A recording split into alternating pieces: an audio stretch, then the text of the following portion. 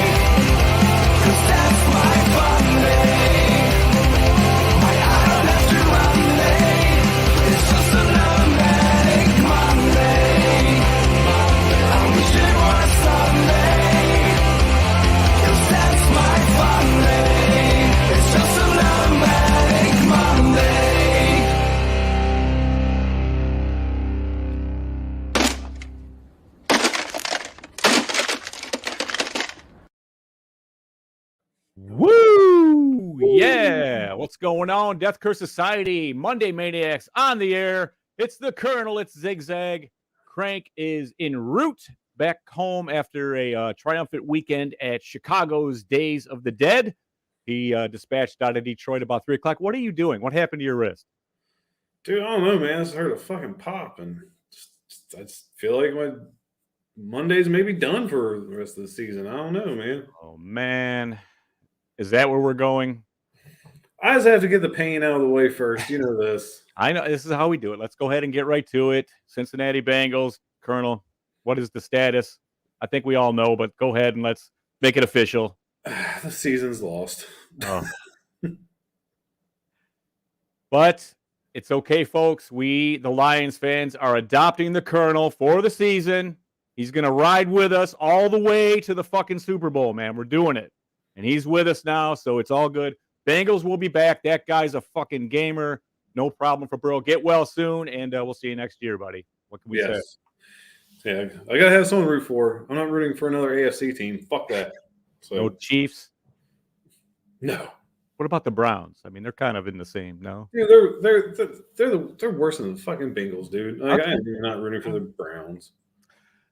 You're welcome to be in the Lions bandwagon. I'll allow it. I'll join, man. I'll do it. It's fun. What, 8-2? Come on, man. We're right there. It's impressive, man. Pretty good for the team was once 0-16. I'm getting stoked here. It's good. Just hope we can stay healthy and work the kinks out and make a run here.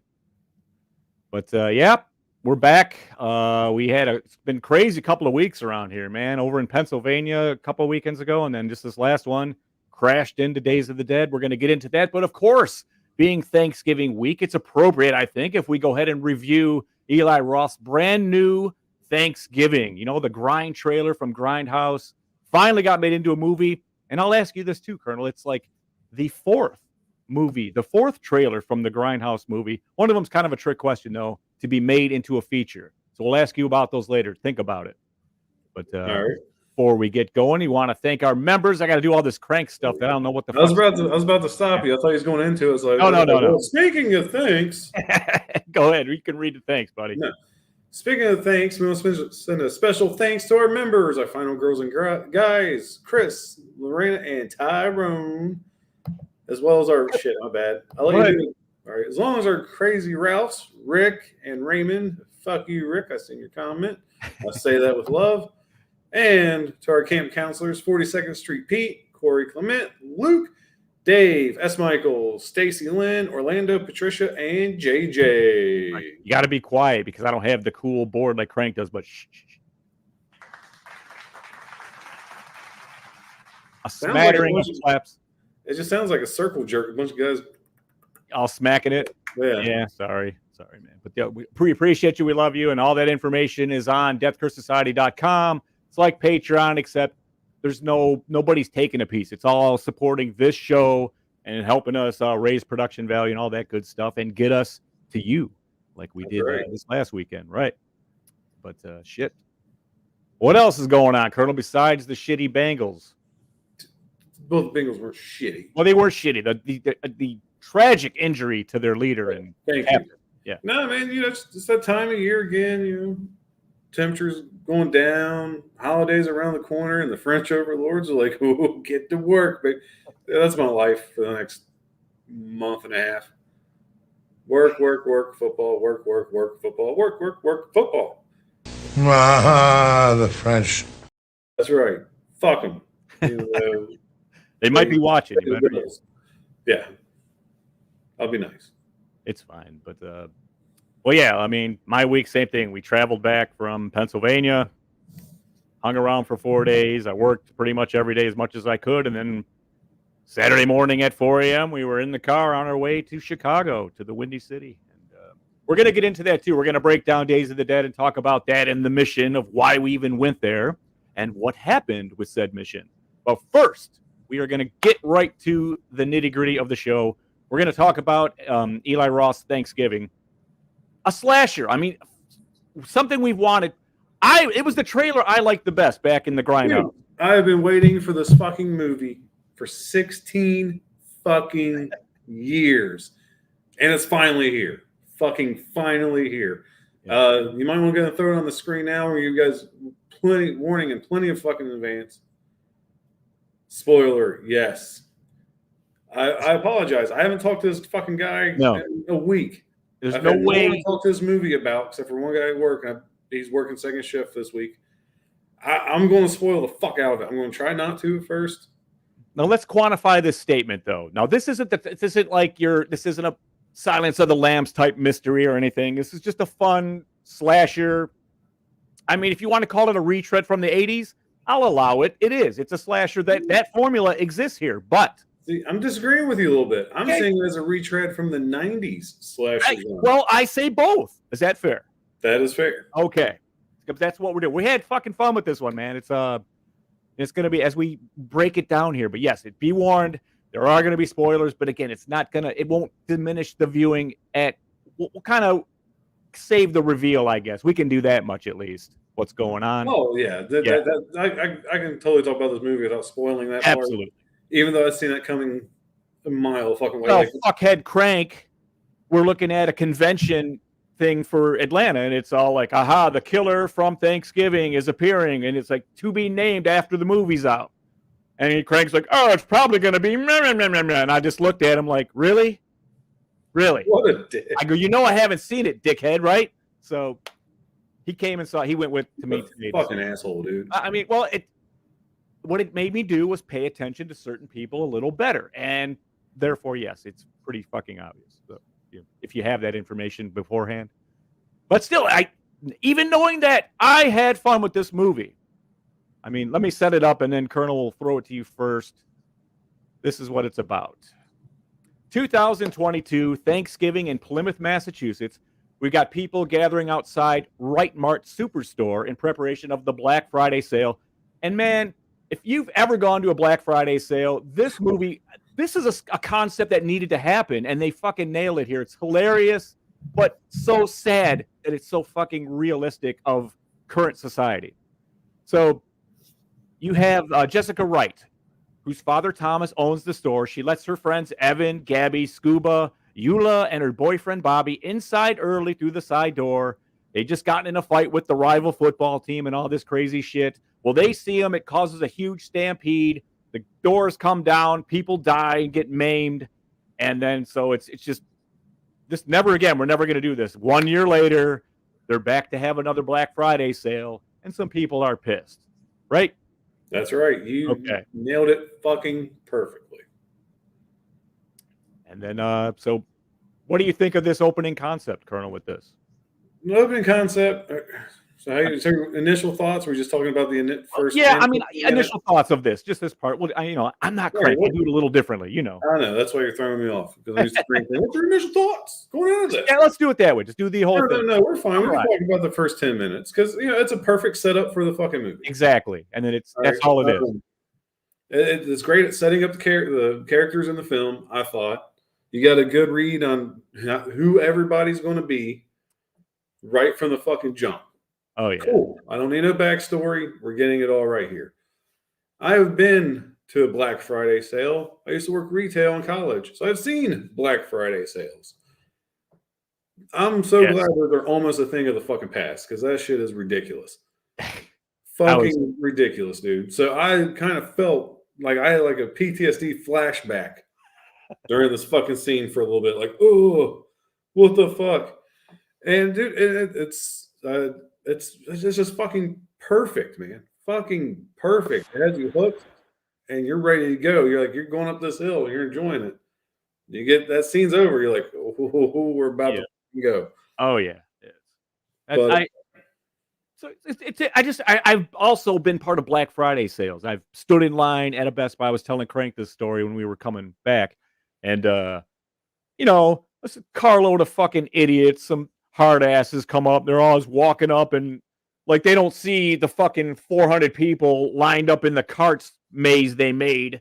They're just walking right to the door. Oh, mind you, it's 2.5 minutes before the door is supposed to open, and they're knocking on it, and then people are starting to go like, no, motherfuckers, you ain't going right, and they're acting like they can't hear us. They're ignoring. A couple of dudes are just like, listen, hey, I know you can hear me. You guys aren't going in before any of us. I will stand out here and make sure of it. So society already sucks. And then the jokes they throw in this setup were great. Like, you're going to get your waffle iron. Just relax. Just good stuff. But everybody has seen these videos of people going hog wild to grab a fucking TV, smashing people to get ahead of them, trampling to save. What's fucked up is they mark the shit up $80 and then give you $50 off. It's crazy, and it's just not. Well, even talking about the Stampede part, a little bit of Cincinnati history. I mean, yeah. We know how bad Stampedes are around here because when there's a plaque outside of the arena from the Who concert where they're doing a sound check, people are lined up, they're freaking out, thinking the concert's starting, and they all rush the fucking doors, and people fucking died. It's get a group of people together, man. It's fucking wild. Well, it's just savage for materialistic. Well, exactly. things. I mean, Thanksgiving's a day to give thanks. Be grateful for what you have. Then let's go fucking fist fight over a goddamn cat. That's what I said, Cabbage Patch doll, but I'm not even that old. I remember that though. My mom had to deal with that for my sister, and got out of there with one of them pretty much intact. Somehow they brought a pallet out and just said, "There you go," and it was piranha, dude. Boom. Crazy shit. So yeah, they nail this. They even set up like, oh yeah, they don't want us to have the sale. It's supposed to be Thanksgiving, the big store, kingpins and everything. So it's nice. Yes, tragedy ensues, and then we go 1 year later.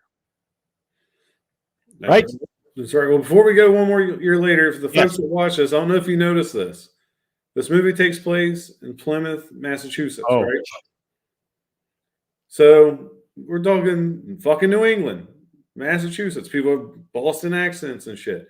Why the fuck are they selling Seattle Seahawk, Russell Wilson jerseys in this fucking place?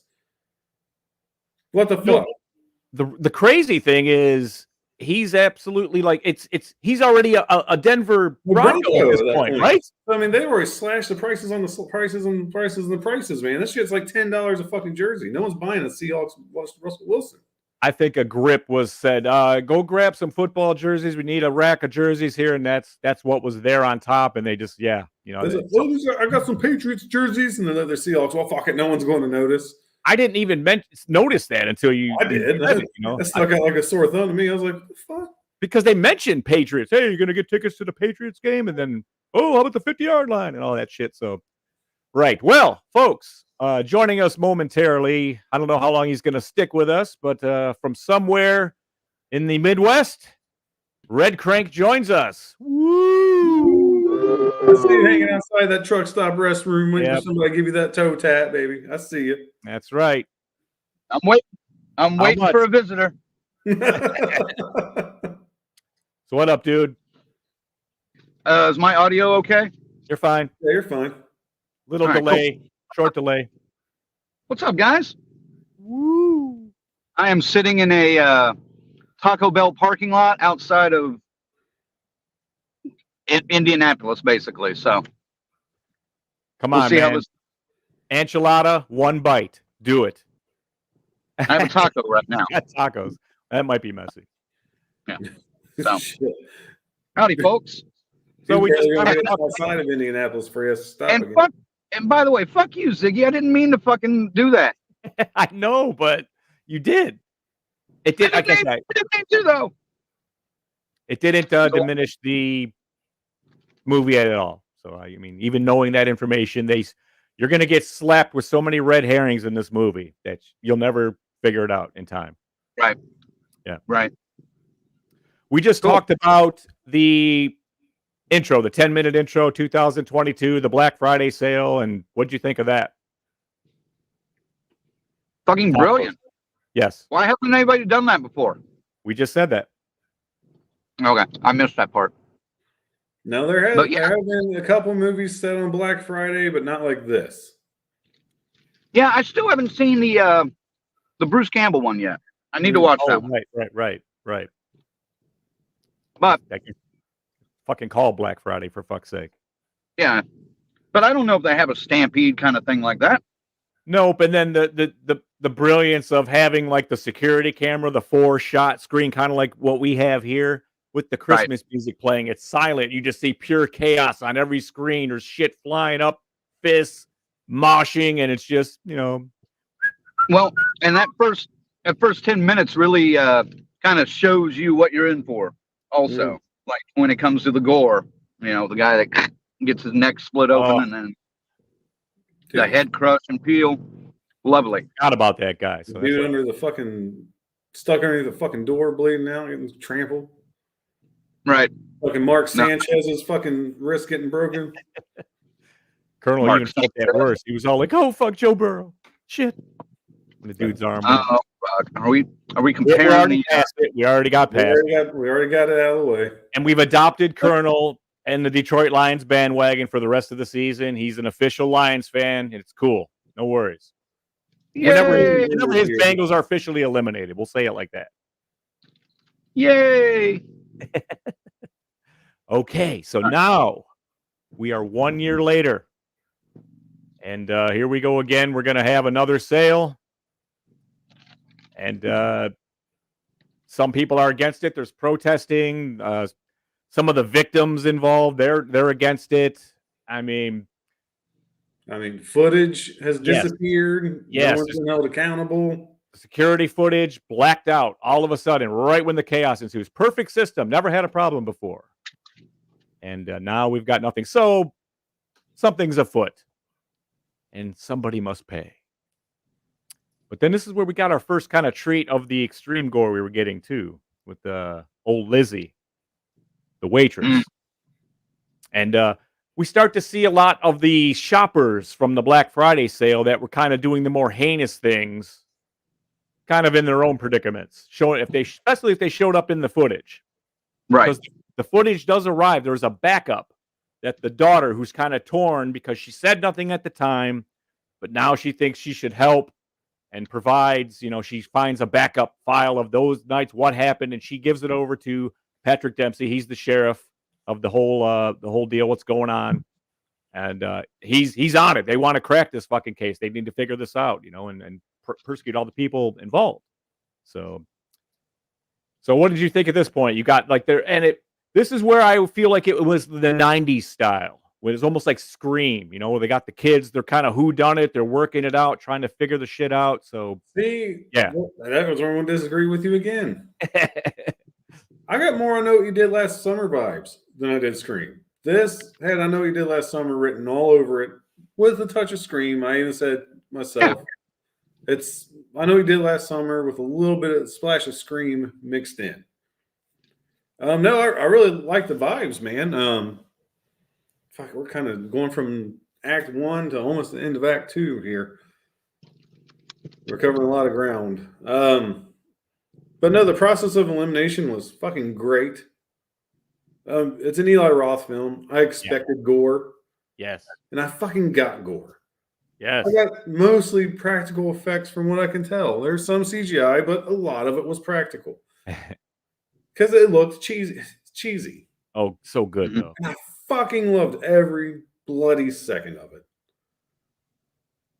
I'm sorry. I'm just trying to figure out how to talk about 2 acts at once. I know. We're right in here. I'm just keeping it at that's why Lizzie's, she was the first real. I mean, after they kind of established that they're going to look at this footage and try to put it together through that. That's what I mean. That's not really, that's kind of, I'm taking Well, the footage wasn't brought up when the deaths started. Like, we were already 2-3 deaths deep before the footage came out. Oh, yeah, because we got like, the killer propping up things to make his message. That's kind of, yes, that was absolutely overlooked there. That's for sure a warning, so to speak, to stop. Don't do it. Don't have the parade. Don't have the sale. Just Thanksgiving's fucking canceled. Forget it. Stay home. Be quiet about it. And no, they won't. They're gonna do the sale. Got to make that money. And brilliant casting to have Rick Hoffman as that guy, as the the Sam Walton of the Right Mart. He's right there, and I thought this is exactly how Walmart guy would run it. He'd do the same shit. This is identical. This is how this dude would do it. So I mean, he needs credit for. I don't know if he did any studying of that guy or anything, but I was like, what the fuck, man? This shit is perfect. He did a good job. I don't know if he did studying, because I felt like he went along with the plan. I don't think he really wanted to go through with it, because they're setting that up in the beginning of the movie. Well, I think Stepwife was probably the catalyst. Yeah, trying to get that going, making sure it was going. But they say you got your stepmom friction, and then dad and daughter trying to reconcile about it. Too late, that whole thing happens. But I mean, where do we go once? I don't know. Do we want to actually address some of these kills? Because I got them listed and stuff. Or do you want to save that for like the back end? The first one was pretty good in the restaurant with Lizzie. That's what I mean. It was like right away. It was like, oh shit, it's very wet. These kills, very good. They didn't hold back on the blood, intestines, none of it. Brains. You're gonna see a little bit of everything in this. For the gore hounds, you will rejoice. Yep. Oh, I was rejoicing like a motherfucker watching this. I guess we'll start at the first kill, and I might as well, because they're all fucking really good. I mean, they're all really good. You see the majority of them. There's a couple, Well, there's two that stand out the most to me, but I mean, yeah, Lizzie's is the first. Lizzie's is the first one. Now, this is something I haven't seen in a horror movie before. Spoiler alert. Up. I guess I gave the warning. I'm going to give the warning again. There it is. We've all seen Jason free somebody's head, smash it. We've seen this before. Yeah. I never seen anybody get dunked in sink water, stuck to the inside of a fucking frozen door to freeze onto the door. That was so badass and original. Well, then dude grabs the axe and's coming right at her. It's like, oh shit! She has to peel herself off, man. Just skin on. You're leaving some flesh. Sweet, man. It was good. It was a little inspiration from the Christmas Story. Oh yeah. That's what I mean. He's got a way of just playing this one, especially where it's very squeamish. Like some of the things that really kind of fucks with you. Everybody's seen these things that happen, and that one was the first one. Kind of set that tone. But you're thinking, okay, and then but wait a minute, it gets worse. She thwarts him. She breaks into a safe room kind of bathroom and locks him out. So killer bounces, and she's like, fuck. She gets out. goes across the other room, finds her purse, and I was kind of like, "What the fuck? I don't need no fucking purse. I'm huffing it, on the lit street. I'm out of here. I ain't gonna be." She was huffing it all right. I'm telling you. Yeah, yeah. She wanted to go and win a fucking sprint or a marathon, bro. Oh, dude. So she's like getting out. She's all looking all around. She got her purse. Where's my keys? Where's my keys? Where's my keys? Well, the car starts. Her own car starts right before her. And then we got like a Christine tribute where the car runs her down. And as she's diving into a dumpster, the force of the car smashing brings the lid down. It must have been like a steel lid or something too to do, but just bites her right in fucking half, man. The car smashing her, just sears her right in half. It all falls down, half in the dumpster, half on the ground. Glorious, glorious. Colonel. Oh, it was sweet. And then the reveal to the town. The bottom half of her body perched right on top of the right marked sign for all to see. Where's the top half? We don't know. Gotta wait to We find out later. They start to give that to us too as the Instagram after the second kill. It's yep. obvious, but dude, that was fucking great. I mean, I literally took that as like the old fashioned medieval days. Put the head of your enemy on a fucking stick and stick it outside the city. There's your warning. To me, the killer is like, here's your fucking warning. It's about to get insane. Fuck, I'd have put that kill right up there with some of the shit in Day of the Dead, man. That's how cool that was, Seeing it like that for a first time. It's not as quite on top of it as Romero was, but it's still, you see it, and you get to see all her goods come spilling out, So it's quite fascinating. Well, it was clever, original, and never done over the top. And way over the top. Ah, the theme of the movie. The theme of the movie, exactly. Over the top, campy, and over the top. Oh, yeah. I mean, the perfect slasher. The perfect slasher formula, man.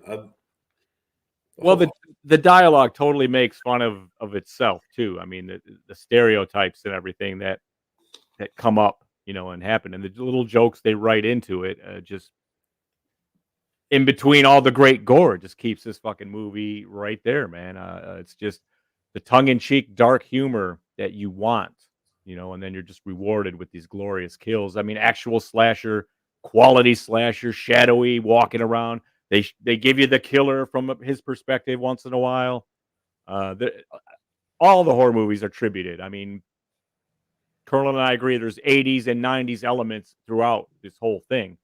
I mean, oh yeah, a great one in the school where she's there just sitting in class, and then guy standing outside just staring at her in the window straight out of Halloween, and we didn't talk about the mask yet. We will.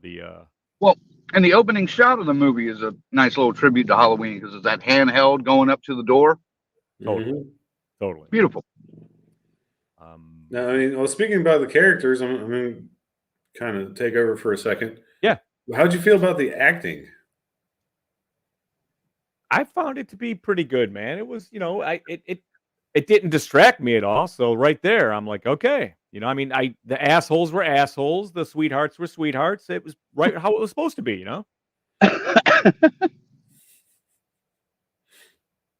Didn't know if Crank was going to laugh hard. He's taking a bite, so I'll go let him chew on his taco. What was your complaint with the acting? I didn't think it was that bad. No complaint. I'm just asking what you thought of the acting. Yeah. Oh, okay, yeah. I thought the acting was bad, but on purpose. Yeah. I mean, they got these it felt like they were. It didn't feel like they were acting. It just felt like their acting was off, but also like it fit that slasher formula. I mean these people played it great. Like I think they were doing a great job acting bad on purpose. Like it just had that campy vibe to me. Like Eli Roth told them, "Hey, give it to me campy. Let me kind of play it off campy for me. Let me see what you can do." And everybody had a complaint because it fit fucking perfectly. Like the star football player or whatever, not Scuba. I can't remember the other guy's name right now. He played Evan. There you thank you. Dude was fucking great, man. I hated that guy. Hated him. He played the perfect campy fucking bully football player. Oh yeah, he was a great meathead douchebag. Yes. Yeah. And Getting so it's his not a homework. complaint. I just felt like the acting was over the top and bad on purpose. Like it was bad, purposely bad acted. Clearly, they sat there with a Massachusetts, Boston dialogue, whatever, and just said, "Just hack the shit out of this. Do this," because like everybody has got that down. I mean, Well, I and think it the only fit. It people that have fits. it. That's what you're saying, though. That's the personality of that type of person. That's why this shit works like this. But it's everyone's got the heavy, especially Dempsey. You know, I mean, he was his might have been like the okay, it's but I don't know. I thought that they had to sit there with someone and go, okay, no, you don't say it like this. You say it like this, Kaz, and But see, I think the characters were all pretty much stereotypes anyway. So I think that was if what you're saying, the bad acting went along with the stereotypes. Okay, I kind of agree with you, but I thought they played all the characters great, really. No, they did. I can't even argue with you. Like I said, I just felt like they were told to act campy on purpose, and that's not Yeah, a bad thing. possibly. yeah. I mean, that's probably the definition of the most grindhouse thing about this movie, really. I mean, it was how they were, and because I thought they were going to probably do the same thing with the gritty print and everything over it, like they did back in the grindhouse when all those trailers were like that. Which I would have loved that. I wanted it to look like it was from the 80s. I love that shit. But it's nice and clean and polished, but it's every bit a slasher like you would expect it to be here. So it's very strange. It's kind of like, but I'm not disappointed. It's fine. Yeah, It's it was fine. great. Yeah. And then the security guard. The security guard. Oh yes, the coward. Fuck this. Yep. He bolted. So of course responsible for some of the mayhem that happened. So yes, he runs into our killer, John Carver. This is what they're calling him. He's the fella that was right there back at the original days, and that's the mask that they're giving away. Like the whole town has this fucking mask. And we're on it. So what did you think of the mask? The design of it? It's it's suitably creepy enough. And I mean, it's got some distinguishing features, unlike many of the other masks that you see. Michael's is just plain white. Jason's is mostly, plain.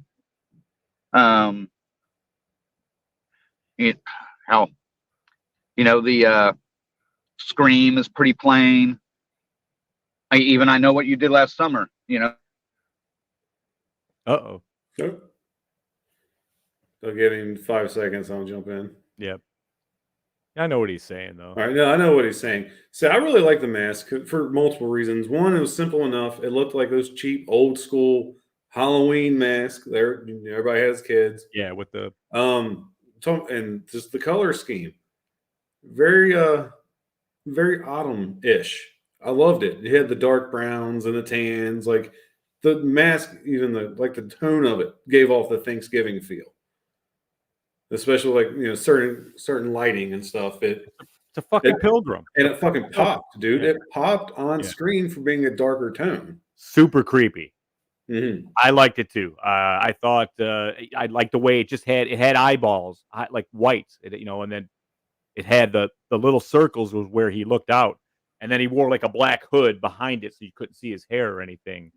But at one point he sets it on top of an oven and it gets kind of crispy and burnt. I'm not going to complain about the mask, but I mean, and that even makes it look fucking creepy, creepier at the time. So, and again, if he loses the mask or it gets broken, there's fucking stacks of them around. So they're very prominent. And again, lots of people wearing them, and once they're aware of it, it's kind of a fun game. All right, let's bring him back in here. There he is. You sure you're not outside fucking Detroit with that shitty Michigan internet you got in the Taco Bell parking lot? I think they limit you to a time limit. Ha. It just shut off and made me sign back in again to Taco Bell. So Yeah, I think the but Chicago. the mask was cool. Yeah. And creepy. So it worked. Definitely. I thought so. We all agree that the mask is pretty cool. I mean, it's somewhere between the Black Phone and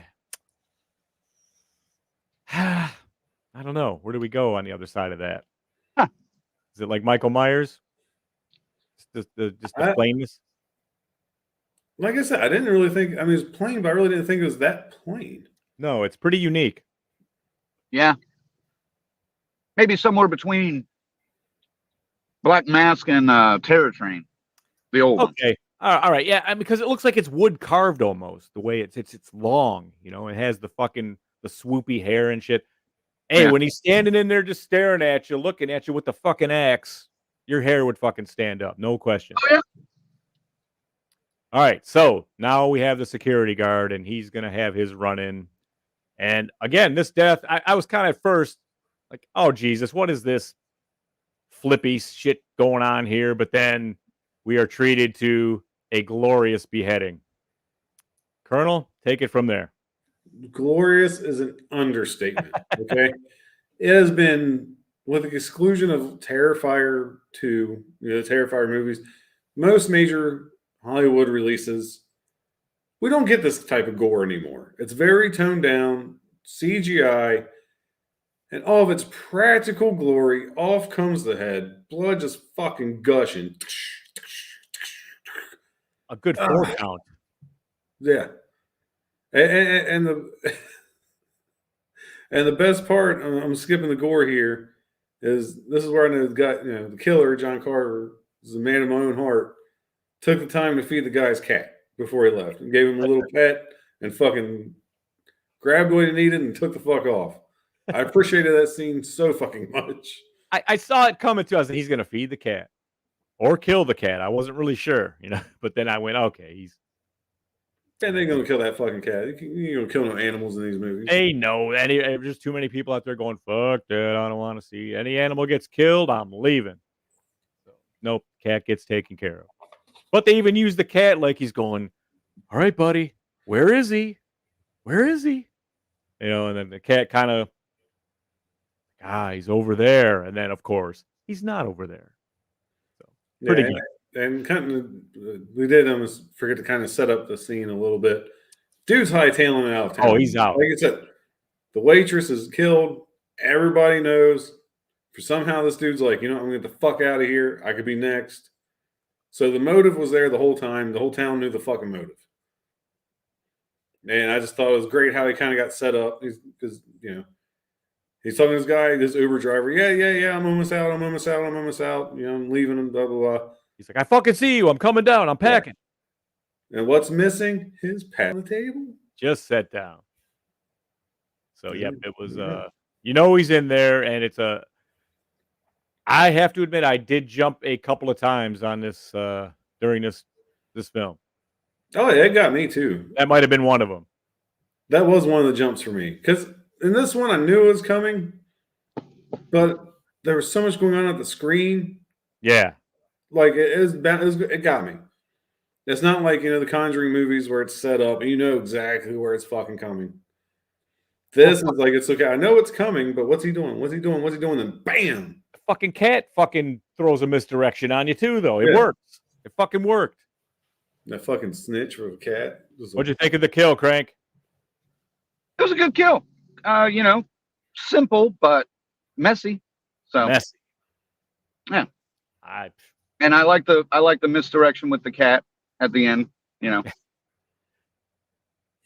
could have gotten ugly, but it didn't. So. Oh yeah, you give him a little scratch, and the cat's just happy as fuck eating his. That's a good cat. And the fucked up part is, once the bowl of food was empty, that cat started chowing down on the fucking guy. Right. On his right. headless now, see, ass. I wanted that scene when they discovered the body. When the cops went and found the body. Yep. I wanted to see the cat like, like licking up some of the blood.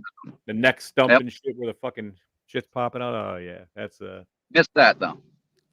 Nope, but killer takes the head with him, and we find out, this much like I Know What You Did Last Summer. There's like an invite. Everybody's got an invite. There's a plate set with a name tag, and they discover that all of our names are there. They're all getting the same text from the killer. The real John Carver.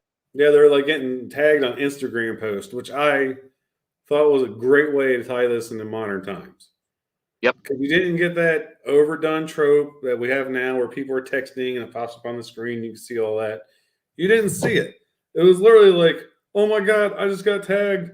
Look, and they're showing you the phone. Like, you didn't see none of that shit popping up. I thought it was fucking great, and that's how it should be done from here on out. Thank you, Eli Roth, for that. But that's something Crank and I discussed too. It's like, wow, they actually, they found a way to actually bring a slasher into the modern times without all that same bullshit. It actually is cool. It fits. But I think all those elements do. We mentioned it before. Being in Massachusetts like that on the East Coast with those heavy characters like that, all of those elements went into this fucking stew to make this thing, because this is borderline dark comedy, isn't it? Oh yeah, there's dark absolutely. Yeah. But now, I expect one of the things with the technology that I liked about this one was, yes, they still had the technology of mobile phones and things like that, but they showed the characters being such egotistical, daft individuals that even when they need help, they're not using their phone to call for help. No. They're videotaping what's going on so they can post it on YouTube or Instagram and go viral. And that's important to them. And that's what made me laugh a little bit more at the society that was built into this movie. Yeah, and it's also an important part to the storyline, as we exactly.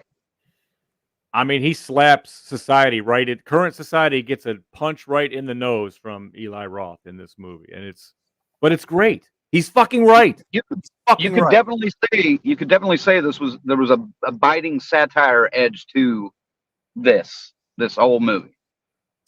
It's like the anti-social justice message, It's just totally. It's sad, man, because I guess this is how you have to do it now. I mean, it's dumb kids getting slashed again, but they're not trying to get laid anymore. Although there were a couple of good jokes. The couple were. Yeah. There was a couple of jokes at the beginning in the classes when they're going, "Oh, okay, we're gonna have a." Oh no, I'm talking about a couple of the kills too. Yes. Oh, okay. Yep. You're right. Because we were. Hey, you have sex in a slasher, you're fucking done, and it was absolutely 100% batting 1,000 for that in this one for sure. Yes. Forgot about that. Let's go back behind the. So that was our football player, correct? With his girl, and yes, from the opposing high school. The Hanover football player. Yes, the guy who stole the megaphone from the security guard and was like, "Let's rush the fucking building," and blah blah blah. Yep. He was the catalyst that started the riot. His game in this. Yeah, our main characters were the spark. He was the wood. He's the one that got the fire fucking going. He was the gasoline. Yes, there you go. Yep. And so go ahead, keep taking it, man. Might as well take the scene, Colonel. No, well, I feel like I might be skipping something. Oh, I'm sorry. Oh, yeah. But that's okay. So, like I said, here we are. We go to the rival high school. They're working out. The cheerleader. If you've seen the trailer from the Grindhouse movies, you know what scene they're setting up. I'm not going to lie. I was like, this kid sitting next to me is probably like 3 when this trailer originally came out. I know they're setting up. I'm like, oh, it's the fucking scene. Like I literally said out loud. I got excited. I've been waiting for the scene for 16 years. He just kind of was looking at his phone. Thank you for having your brightness turned down, though. I appreciate that. Wow. It wasn't very distracting, but he just kind of looked at me. He's like, what? And went back to texting. It's like, whatever, dude. I don't have a life. I get excited for this shit. Mind your own business. So we go through the back, crawling through. There's that trampoline. Have a seat. She starts jumping on the trampoline. Taking her doing that dance. Mm. Then you get the boyfriend. He's zoned the fuck in like any other teenage boy would be at this point. He's oblivious to anything going on around him, even Yeah. what's going on behind him. But the good news is he gets a good look at it anyway, because a great fucking neck break. Not real graphic, but the nice twist in the skin. That's what I was saying, dude. Like the way the skin rolled. Oh, it rolled up on itself, dude. That shit wasn't, again, squeamish. It definitely, like, it hurts. You were like, God damn, man. How'd they get that effect down so good, you know? I was trying to think the same thing after the movie. I'm like, man, it almost feels like they put their hand and fucking like wrapped his, Play-Doh around it and twisted it. Yeah, okay, yeah. I guess latex would do that too. I mean, if they held it, they never really took his hands off. Or even like a good clay or something. I don't know. It really worked. But if you guys remember the trailer, this girl's jumping on the trampoline. She's doing the splits on the trampoline. I'm like, God, I want them to do it. But it's not 16 years ago. Can they do it? A little disappointed they did not. Oh, Here comes the wife through the trampoline, stabbing her foot. No splits onto it. Yeah. Get her foot first, the heel. She falls down and now, still a pretty good kill though. She may have landed on it that way, but they just didn't give us, because the last few pokes she was already down, That's what I'm saying. Like caught her Achilles, that took her down, and then still bouncing her own momentum caused her to get stabbed several more times, and it's pretty cool, clever. The ratings board is what edited that scene. Oh, I guarantee you. He said, "You're pretty much getting my director's cut, because this is a hard R. They don't want to do it the other way, so fuck it. I don't care. I'm paying that extra fines and shit. I'm doing it." So a knife, maybe there would have been an X. Listen, if they release this, if there's an unrated cut that said, "Oh, you think you've seen it," and they're pushing it like that, fuck, dude, they're gonna sell them. I'm praying for an unrated director's cut. Yeah, because I want more, and what I got in the theater was satisfying as fuck. But I want to see more. But a knife in the sniz would have been an X rating immediately. I know. Until then, Colonel will be saying, "Well, we're waiting." Another 16 fucking years before I finally get it. It'll be worth it though, dude. It will be. All right, well, put us back on pace now. We just lost our fucking bully, so he's been removed from our suspect list. Which I thought those two had the heaviest Bostonian accents in the entire fucking movie.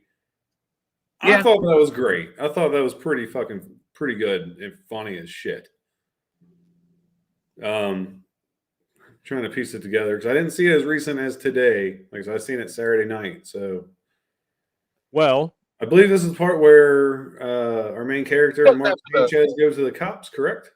Yeah, she goes after the security camera footage and then takes that to the cops, and then they hide out in the high school, don't they? That's what I thought. Yeah, because that's where that's the game gets canceled. Yes. It's late as fuck in the year to be playing your rival high school, man. Like football season's over. Like this is like playoff time. We're right near Thanksgiving. Like the high school playoffs are in full effect here. Because that's when the most cartoonish character of the entire movie gets introduced, Yulia's father. Yeah. This Russian, probably mafia guy. Yeah. But it was a perfect cartoonish stereotype, though. Daddy, where are we going? Florida. He shows up and yanks her away, and yeah. She's the next one to go, isn't she? Well, they Evan and Gabby get snatched first. Right. Yeah. And they're same thing. He's all mad that they're not going to play the game, so he's marching to the school and he's going. I forgot where he was heading though. He was going to Hanover. Oh, that's right. He was going to play the game himself. They were playing the game. The game got canceled because the quarterback and the cheerleader got killed. So he went back in so he can get out of his uniform. And then, like I said, go home, group up, get the fuck out of here. But as they, it's just a school hallway they're walking down, and then, holy shit, dude jumps out with the chloroform tissue, like, right to the camera like that, dude. And that one got me. I jumped the fuck out of my seat, dude. He did. Time. I can attest to that. He did. I'm awake now. I'm glad that's what you Almost said. I thought you were going to say I popcorn. tested to that. The chloroform rag does the trick every time. Just, It sure does. I'm glad you didn't say that. I was like, whoa, time out. Wait a minute. No, what the fuck, man? I'm just fucking with you. You know this. Don't be talking about my extracurricular activities like that. I mean, alleged. Hey, I'm gonna have to replay the weekend here, man. After we went to the hotel, what did you get a little fuzzy there, man? The fuck? That one, the tacos hurt, Zach. No shit, man. your bunghole. Okay, so now we lost our Evan and Gabby have been kidnapped, but we don't even know that. None of our main characters know that shit yet, because that's when Russian guy shows up, gets his daughter, and it's Jenny and I forget her name now, the Russian gal, Yula, right? Yulia. Yulia. Julia. Yeah. Okay, Like and Julia, then, but yeah. and her boyfriend was Scuba. Scuba. Okay, right. So Scuba and Jessica head over to, save Yulia again. They want to get her. Oh, dude, you skipped a really good part. What did I skip? There was a hell of a chase scene inside of the high school, man. This is one of the Great slasher. chase Yeah. scene. Yeah, So his dad almost gets Jennifer. He almost gets her. That's right. That's right. Yes. Fuck me. Yeah, how can you forget that? Take us through. Great cat and mouse chase scene. It wouldn't be a slasher without it. And she was really fucking smart in this. So again, I've never been to a high school where they had where you can learn how to cut hair. But apparently this place did. So she's running from the killer, hides out in there. He turns the lights on. There's all these mannequins with terrible haircuts because it's just a bunch of high school kids learning how to cut hair. But she's blending in with them very well. Yeah. Really fucking smart. Crouched down, put her neck right to the edge of the table. Yeah, he's going around looking for her. She slowly starts reaching. Oh, God, this is why I just love slashers so fucking much, man. So she starts reaching for a pair of scissors. Just happens to be a can of hairspray right there in the fucking corner. She's going super slow, and you know it, of course. Yeah. Over the can of hairspray. Starts swinging that fucking axe. Ding, ding, ding, ding, ding, ding, ding. Fucking mannequin heads flying everywhere. And luckily for her, she escapes. And Ziggy, I'll let you pick it back up. I'm just saying it's a great chase scene right in the middle of the movie.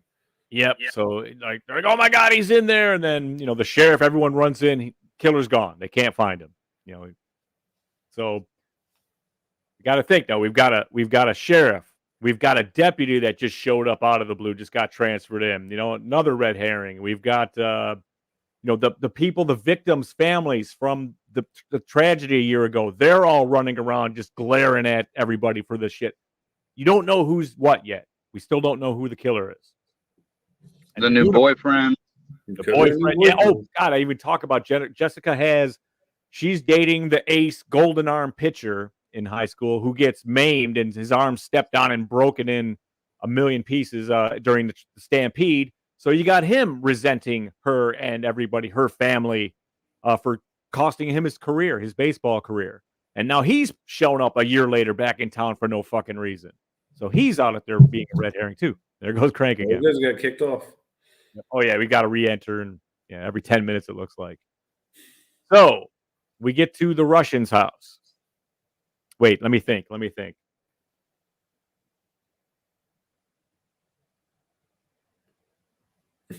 Because they get in there, Jessica gets in there with Scuba, but the dad's already down, right? Yeah. With remember, the killer sending. I'm pretty sure he sends them like an Instagram Live or something. I'm trying to think. Like I said, you just saw this movie today. I know. I'm 48 hours. They catch him with Yulia. Yes, but I'm trying to remember what was the catalyst of them getting to Yulia's house. I can't remember what forced them to go. He was showing up. He grabbed him. Yeah, because she was like, I'm packing for Florida. And then he showed up behind her and they saw. Right. So they went right over there. And then, he had her, dad's down. The cop's down. Cop's down, and then he's got Yulia, and he's showing the phone, and in the phone you can see the other two that were kidnapped. So it's like can't kill him. We can't really because they got a gun on him, So it's all crazy, and then we get another pretty glorious kill. Am I right? Am I okay to go with it? Yeah. No, and at this point, no, you're not allowed to go with it anymore. You got to stop. I'm stopping, but I'm We've going. already spoiled every kill in the movie so far. Well, so what? We said we're going to do that. We're just not going to ruin the big reveals and stuff. But these kills were so good, they deserve to be highlighted. It is some of the better kills in a slasher or horror movie as of late. Wonderful to see it. When you got a budget and a guy that's putting his own money into this fucking thing, you're getting the best. And the guy. There's not a whole lot of a budget to this, though. I think it was only a $15 million budget. $15 million budget. You count international tickets, they made $12 million opening weekend. Yep. Yeah, it's so pretty successful actually. Like they're going to turn a profit on this. They're going to make money on it. There's no question. So as the killer is backing away, and they're into the garage, and he just kicks on a fucking table saw that happens to be there. No, it happens to be there because the house is under construction, man. Yeah, the house is being remodeled. Oh yeah, they even say, "When is the remodel going to be done?" He's like, "Never, ever, never. Get to the chopper. Going to Florida." And so throws poor Yulia on top of the table saw as it's in full rotation, and first her hand hits it, and then as she pulls the hand away, she falls right on that shit and takes a ride. Oh yeah, that motorboating son of a bitch. She goes across, and as Scuba finally gets to her and pulls her off of it, everything falls out. Yeah, and he's just in shock. And what do I do? What do I do? Just in shock. Killer escapes, and now we're just gonna sit here and deal with this. What I miss? One of my favorite scenes of the fucking movie, and it happened before this. But we can backtrack. We'll finish this one. All right. Well, that's pretty much that scene. I mean, we lost another one of our main cast. Yeah, and like you guys said, it was a great fucking kill. I mean, it was a great kill, even if it wasn't even wasn't a kill. Just the way she's in her fucking fingers, her digits get cut off. Yep. Great. And then when they pulled her off, you got all those chunks of meat and fucking shit right next to the saw, like fucking raw hamburger, dude. I did feel like she was probably could have still been hanging on though for a couple of minutes after that, after getting off of it. So and when he's sitting there going, "What do I do? What do I do?" It's like, "Yep, you're missing critical seconds there, buddy. You don't have." She's dead at that point, man. Yeah, I mean, it didn't take long. It didn't take long, but I was just like, "Oh God," I mean, just in the mind of like, how can I help? And it's call a butcher. I mean, you need some. You got to fix it up, dude. It's done. Now, what helps set the scene up because before she gets killed, he has a gun in his hand. Oh, I forgot. And the safety's on. She's like, "Scuba, the safety." And that's the distraction he needed to throw Yulia onto the safe table saw. How'd they get that gun, you ask? Well, where did he get the gun? Where did the gun come from? So, of course, as any slasher movie, you got your drug dealer / gun runner / fucking redneck of the fucking town. You go to this guy's house. He's having this big fucking party. He's charging $25 a head to get in. That has nothing to do with the story. This is part of the comedy that I fucking love. Definitely. McCarty's. Yeah. So these fucking teenagers come up like, "Hey, is it fun in there? We want to know before we go in." And this, for whatever reason, has this guy go on this fucking beautiful talk about Black Sabbath. About how Ozzy left and they didn't know what they're doing, and all Ronnie James Dio comes in all 5 foot nothing of him and things that sound like fucking Black Sabbath. I'm like, "Fuck yeah, man." And then the evil elf. Yeah, the evil elf. The kid says, "Who's Black Sabbath?" I was like, "Fuck, man, I am old." Dude steps up and goes, "Get the fuck off my property." Yeah, get the fuck out of here. I fucking love that part, man. That had me fucking rolling. I love it. Yeah. Sorry, That's a Coach. great scene. No, you're right. As I mean, that might have been something we didn't have to spoil, but still, it's worth it. It's funny. That was a throwaway dialogue. It's a joke. Yeah. We can spoil it. But his character, yet another red herring. You're just not sure because he's just stupid and crazy. But just a stoner, harmless. But you just don't know. That's perfect kind I of want thing. You to just say don't it's know. harmless, dude. I don't want to spoil any more about that scene, about how people get the gun, because I want them to get that laugh that I got as well. The whole scene is fucking funny. Yep. Yes, the displaying of them. Yes. So yeah, you'll still get that. We'll leave that one alone because that's still good. That's still good when they go and get them. Actually, here, take this. That thing. And I don't know, Crank. You've seen it twice, man. So We go to the parade next, don't we? well, Yes, because they discussed that they're talking about canceling the parade, canceling the sale. They cancel the sale. Good They for did. them. Right. They do not But they cancel tried- the parade. Right. They try to set a trap. And the parade has one of the bloodiest, most over the top kills in it that was, I mean, Ziggy and I are just laughing at it basically like little psychos in the theater. But it was beautiful. well, go ahead, man. You know what? I don't want to give that one away. You want to keep that I don't one think under we the can give wraps? that one away. I think we should just skip that one and let the audience see that one. But if you have seen it, throw it in the comments. I can't see the comments right now, but throw it in the comments. You know what I'm talking about. Are you referring to the I'm mask? just going to say, if you've seen the original trailer during the Grindhouse, Oh, movie, that you one. have Oh, God, seen- yes. you I have thought you seen this kill before. I thought One you of Is that them. it? That's One my. of them. I don't think it's the one you're talking about. I was talking about the mascot, which Oh, no. I was talking about the ship. yes, I know the Yeah, man. that's the one Yes, I yes. assume you were talking about. Let's not after I talk started about talking that one. That one is so good. I want you all to be surprised when that happens. That's so good. It's the best one. Best one, Yep. Colonel. Is that the best one? Oh yeah,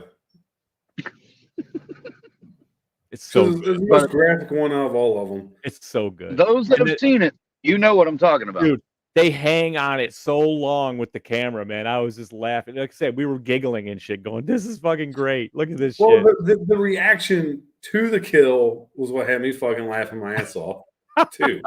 Like the whole thing was fucking great. There's a lot of- If Eddie had been there, he'd have said, "Did you see that?" Did you see that? Yeah, man. It was a lot of blood in that scene. It was fucking sweet. Oh man. There we go. We got Redcranke is talking about poor grandpa. Hey, what's up, JJ? JJ. JJ, My dog just came running when I said that. It's like Lance says, Eli with 15 mil, be like, you realize how much fake blood I can get with that? Yeah, exactly right, dude. I mean, Yeah. he spared no expense on the blood. I mean, I think the blood might have capped Patrick Dempsey's salary for this one, dude. There's that much blood in it. And it's glorious. It's just great. So, yeah, we got this parade with this epic kingpin death.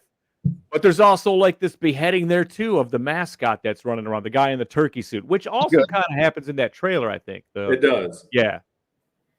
Which So, is so glorious in this fucking movie. it's better here. They even mentioned this poor kid earlier in the movie. I'm like, there's no way. There's no way. Well, of course, yep, he gets got like the fucking rest of them.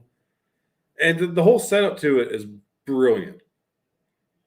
They're scanning the crowd and Yes. everybody's the red herring out there. Everyone's got the goddamn mask on, you know? And then there's one character that's out of place, and you're thinking to yourself, it's kind of out of place. And then, of course, there you go. I'm like, well, all right.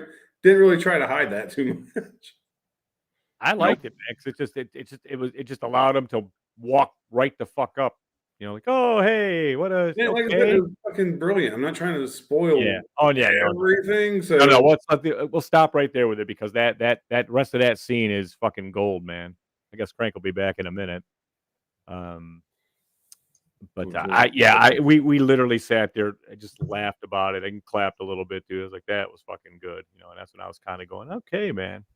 I don't know how they're gonna top this. you know, Oh, it's tough. and it stopped. It's fucking good.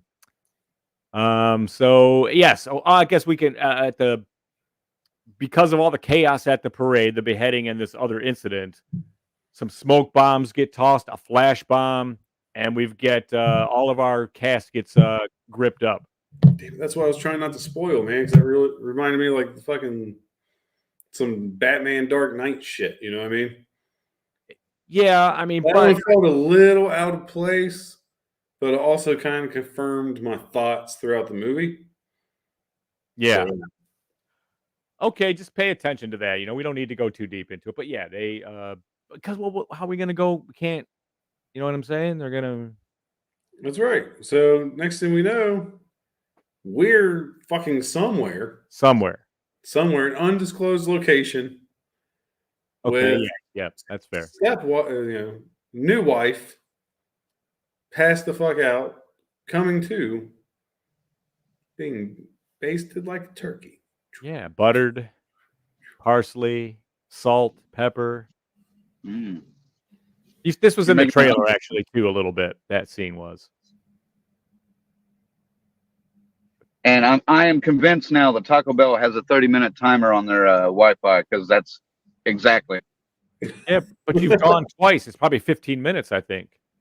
No, I mean I got in at like 8:08, was kicked out at 8:38. I came back at 8:09, got kicked out at 8:30 or 9:09. All right. So a half hour it is. So I got 29 minutes left. 29 minutes. Let's go. We're getting close. We're getting close. We decided we're not going to get too deep into how our cast gets to where they are. By what means. Okay. We just know they're somewhere. We know they're tied up. Okay. Yes? Yeah, that's fine. I'm going with Colonel too. I want his approval. Yes. Make sure I don't miss anything. Okay. And John Carver shows up in costume. Yep, the climax happens basically. This is the start of the third act. Or it's like, we're going. And we've got everybody's at the seat at the table. Everyone that had their little sign on their plate. If you were deceased already and you were in that list and on that table, your part of your body is there. You're represented. Everyone is represented at this table. And Carver starts explaining why. No, you're jumping way too far ahead. Too far. Well, you're missing probably the most painful kill of the fucking movie. Well, no, I that's coming yet. That's already happened. He's the first one to go, though. And No, dude. What the fuck, man? You saw it like 4 hours ago. You already forgot. So, 8 hours ago, but 8 hours. Okay, sorry. So 12 hours ago in Ziggy's time. Yeah. Now you got to remember before they reveal everybody's passed out. Yes, they do reveal everybody's at the table, but you got to have your main course at the fucking table, man. Oh, well, yeah. I mean, okay, right. We're not going. It's what I was going to do isn't going to mess that up at all. It's still going to be the same thing. But yes, before John comes in and starts grilling everybody and telling them why they're there, we brought in the main course, which is stepmom cooked, completely cooked. Again, this was in the trailer. This part was in the trailer, so we're not giving anything away. But it was trippy, man. I was kind of like, I thought to myself, this is better than that movie Alive. You know what I mean? If you had to eat somebody, at least it's been seasoned, it's been buttered and basted and cooked. If you had to do it, maybe this is the way to go. As opposed to a weird way to put it, but all right. That'd be a terrible way to go. So like I said, this is the most painful death in the fucking movie. I'm pretty sure everything else is almost instant. This was not. Mm-hmm. To me, this was the most squeamish kill, and it shows it shows the least of anything of the other kills. Like burning her foot, like ow. Yeah, but it never shows it really fucking going. But the final effect at the end is fucking brilliant. Looked great. And this is where I actually went, ew, in a good way. Well, I can't tell. Oh, Zag's moving. I thought he froze up too. I was like, son of a bitch. Nope. I was just thinking about that, and if I wanted to go too much in detail about it, but don't have to. But yeah, they cooked this fucking woman in this fucking giant oven, and she's begging a little bit. I'm betting that scene's probably a bit longer. I mean, fuck, can you imagine if Rob Zombie tried to film something like that? Holy fuck. No, we would have seen a hell of a lot more. Jesus. That's what I mean. It would have been with shitty CGI though. Yeah, you're right about that. They did. If they did any CGI at all in this movie, there's not much. Some of that was CGI. You think? Some of the oven scene was CGI. Yeah. Well, that maybe, but I'm like, I'm talking like the Rob Zombie film when we seen the whole fire and everything. It would have been fake as fuck.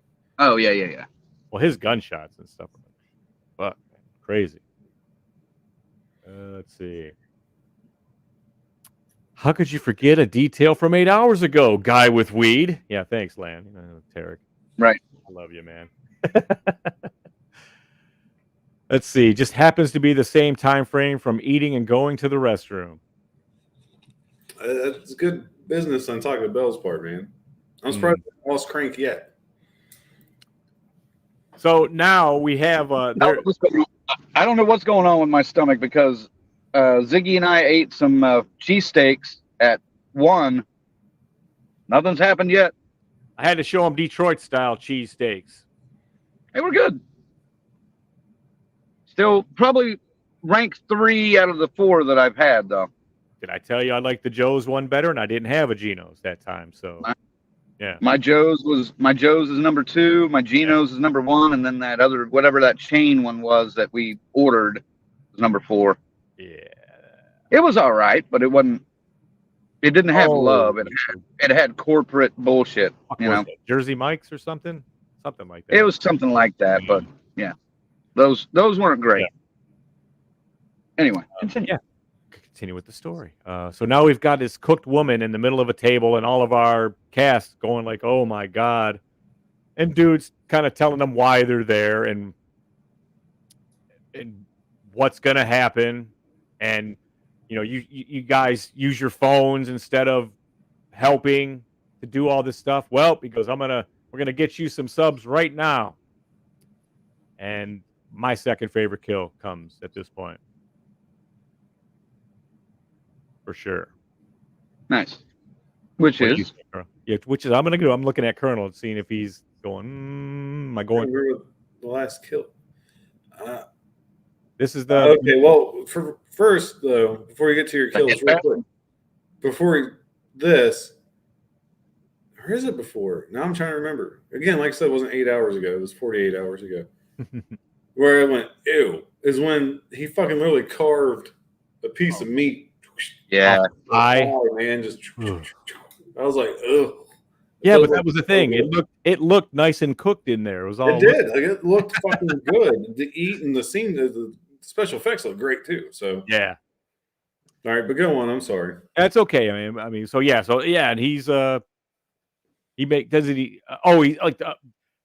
husband's throwing up. He's got a gag on. He's vomiting all over the place.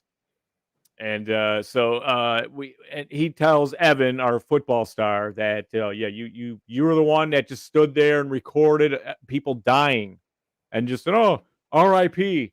like and sub," on his fucking video.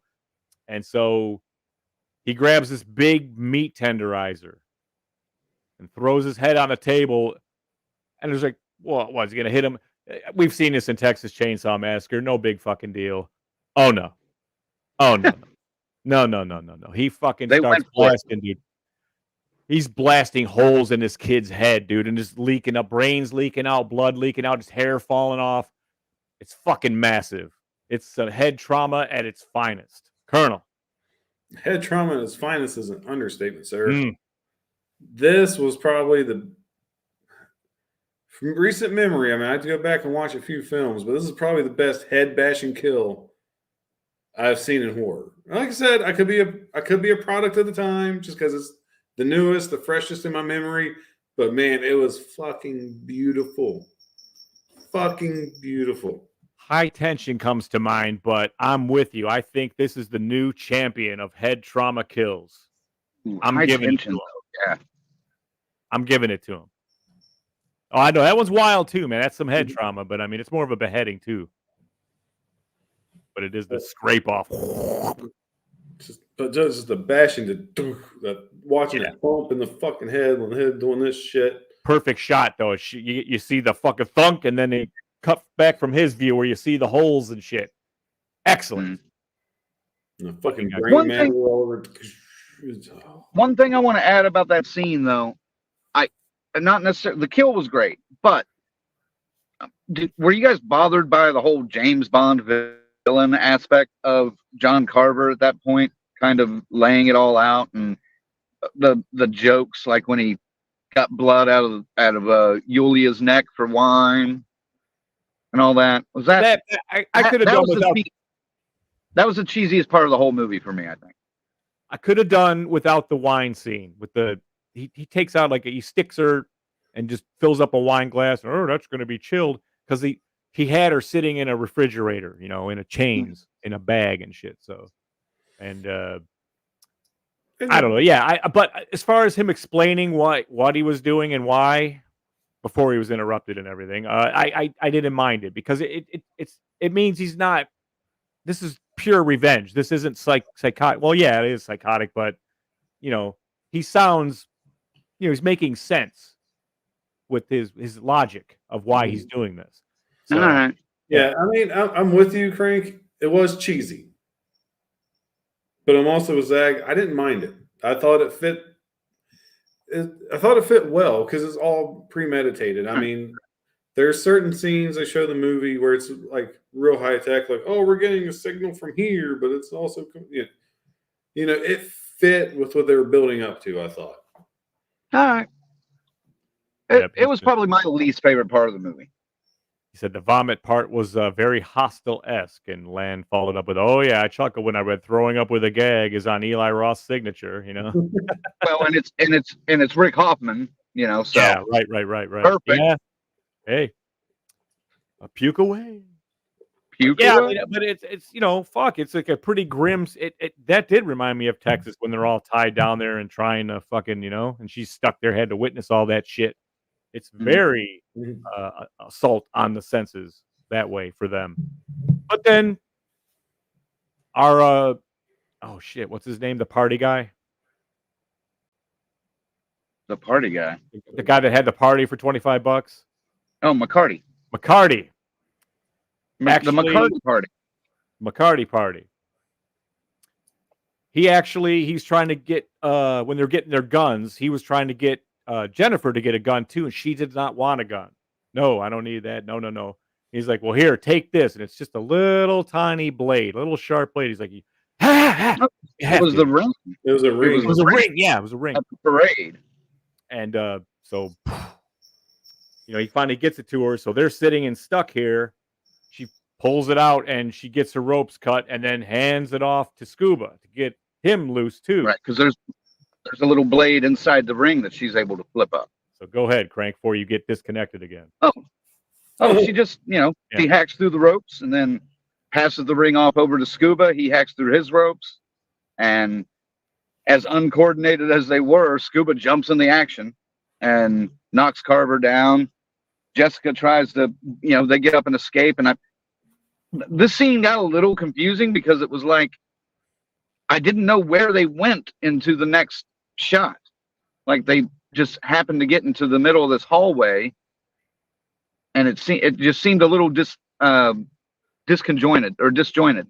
Well, because we never saw them actually get there. We don't know. Right. We didn't see them get in there, but we see them get out, and it seems, I don't know. That part seemed a little unrealistic to me. Okay, fair enough. But who did we lose there? Did we lose anyone in this? I know a couple people get wounded here, and they're Scuba gets wounded. Yeah, right. What's her face? No, I think everyone's fine after that because everyone else was already pretty much dead. That or tied up to their chairs still. Right. So Scuba and Crank name. Jennifer. Jennifer, yes, thank you. Yeah. Scuba and Jennifer escape. So obviously Jessica. have to chase them down. Jessica. Jessica, sorry. That's why I said crank name. Needed help. I didn't know which one you were talking about. So Jessica and Scuba escape. Obviously, he's going to chase them. So Dad and Jennifer survive. Spoiler alert, because they're tied to a fucking chair. Mhm. And then Scuba gets injured. Jennifer makes her escape. And then here we are at I guess you would say our finale. The finale. The The setup. face-off, which we really can't talk about. That's what I mean. This is the part I don't want to spoil. Yeah, we can't do it because it is pretty well done. So we're gonna summarize. I guess it just has your traditional slasher ending. Yep. Okay. You have Open-ended. Open-ended. Open-ended. You have your final chase. That's all I'm going to say. You know what? We don't need to because it is worth it to see this payoff though in this particular movie because you know what? You might not see it that way. You might not with all the fucking red herrings that are out there. They're gonna make you second guess at least twice because I know I did, but even though I knew where we were going, I'm sorry. Yeah, it's okay. I say I still enjoy the movie immensely in spite of that. So this is where I think the Scream element really found its footing in the movie. So I'm kind of giving a hint, but you guys are already saying that with all the red herrings. Yeah. This is where it's like, okay, this is where I was like, okay, I know what you did last summer with a splash of Scream. This is where that splash of Scream came in for me. I will be honest. The fuck is going on in front of the house, man? People here arguing and shit. We can't hear it. I got rain going here. I'm going to be nosy. Put that mic on so we can all hear it. But no, I thought the ending was good. I liked the way it left it open for potential. Uh-oh. And I think the sequel is going to happen because it's making one weekend has already made 80% of its budget. So one more week, actual Thanksgiving, like this thing's going to make a killing. Right. This weekend, I think. Right, because Thanksgiving is a pretty busy movie weekend. So. Hey, yeah. Oh, you know what? And it fits. I mean, this could turn into something. Maybe this could be a tradition just for, Thanksgiving needed its fucking movie. It's definitely got it now. I mean, for all those tropes. I mean, every fucking holiday was done at some point. Thanksgiving never really got a traditional. Not a good one. Yeah, not a good one anyway. And this is it. You've got it now. Really looking forward to it. For once, I appreciate not spoiling the end. I agree. Or the best kill, and you will not miss it. And we left out a couple other ones too, so there's a couple surprises in there. Mm-hmm. Smiley, you will love the best kill. I laughed so loud the audience stared at me. We were kind of the same here, man. Same here. Same. That I think when the first time I watched this, I watched it with my girl Aubrey up in Cleveland, and I was laughing so hard at that scene, that kill. She leaned over and she was just like, "Can you stop laughing like a psycho in the middle of the theater?" I was like, "No." It was just good. It's just fun, man. For us, if you're a fan of the early '80s stuff, if you're a fan of the '90s stuff, probably see even some elements of the 2000 stuff in a modern setting. Finally, that actually works. I have to recommend Thanksgiving. We're not going to ruin the ending, man. You got to see it for yourself because you'll want to say, "I know it's them. I know it is." And just saying. Let's final thought and rate this bitch, so yes, we can talk a little bit about Days of the Dead, and I can get it back on the road. Yes, sir. That's what we're gonna do. We just we all about you, Crank.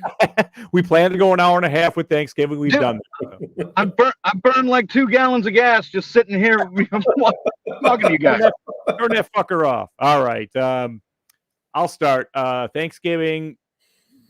It's absolutely everything I wanted from this. I've wanted this since way back in the day when Grindhouse, the double feature came out, and these glorious trailers came.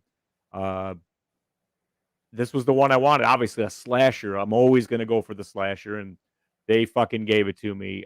Fully entertained, 100%. My only bitch about it, probably it was maybe 15, 20 minutes too long. They probably could have shaved a little bit out and still gave us a effective piece. And the actual like grindhouse element. I kind of expected that. And honestly, I was hoping for that. Didn't get it, but it did not take anything away from my viewing of Thanksgiving. Huh? Yeah, I don't think it needed it. It didn't need it. Yeah, but I just based on what they did before. I just, you know what I mean? I don't know. I guess I expected it. But I'm gonna go ahead and give Thanksgiving a 7.5 because I was that entertained. I loved it, man. It was really fun. It's just a fun fucking movie. That's it. All right. Crank? I'm okay. I'm shocked. I'm a little bit shocked. I'm shocked that he gave it a 7.5. I'll be honest. Too low? Maybe. I ain't saying shit. Well, I mean, well, I have to consider my other scores from my other movies and stuff. You know, I mean, I can't just be handing out 8s and 9s for nothing. This movie is the perfect amount of fun, the perfect amount of gore for, those old school slasher fans. There are going to be some nitpicking shit that some people are going to do, but I enjoyed the shit out of this. If I hadn't, I wouldn't have stuck around an extra 2 hours in Detroit to go see it again. True. I would have just said, let's go get some breakfast. You can go see the movie. I can get on the damn road. Yeah. Yeah, but I didn't. And since we, one other thing about those cheesesteaks, I've been burping up onions all fucking day, the entire time. The car smells like onions now, and it's pissing me off. Oh, dude, it's on my hands and shit. I mean, I washed them, and it still smells like onions, you know? Yeah. Anyway, I thought the writing of this was very good. I love the satirical part of it, throwing back to Black Friday and treating these viral seeking, video whores the way some of them need to be. I know there's a little irony to that since we are also in the video business, the YouTube and I wouldn't necessarily say we're influencers though, or anything like that. God, don't let us influence you. Jesus. That's scary. Oh, God, please not. Bad influencer. But I had a good time with this fucking movie. It's somebody mentioned it could be a dark comedy, and it's got that those dark comedy touches to it. Beats. And it works very well. And this might be my favorite Eli Roth film. I can say that hands down. I mean, I've got to go back and watch Cabin Fever again because I thought Cabin Fever was pretty brilliant. But no, this might be. I like his freedom to do what the fuck he wants, and he fucking did it. That's what I like. And I can't believe I'm giving this movie a higher rating than Ziggy is, but I'm giving it an 8. Wow. An 8.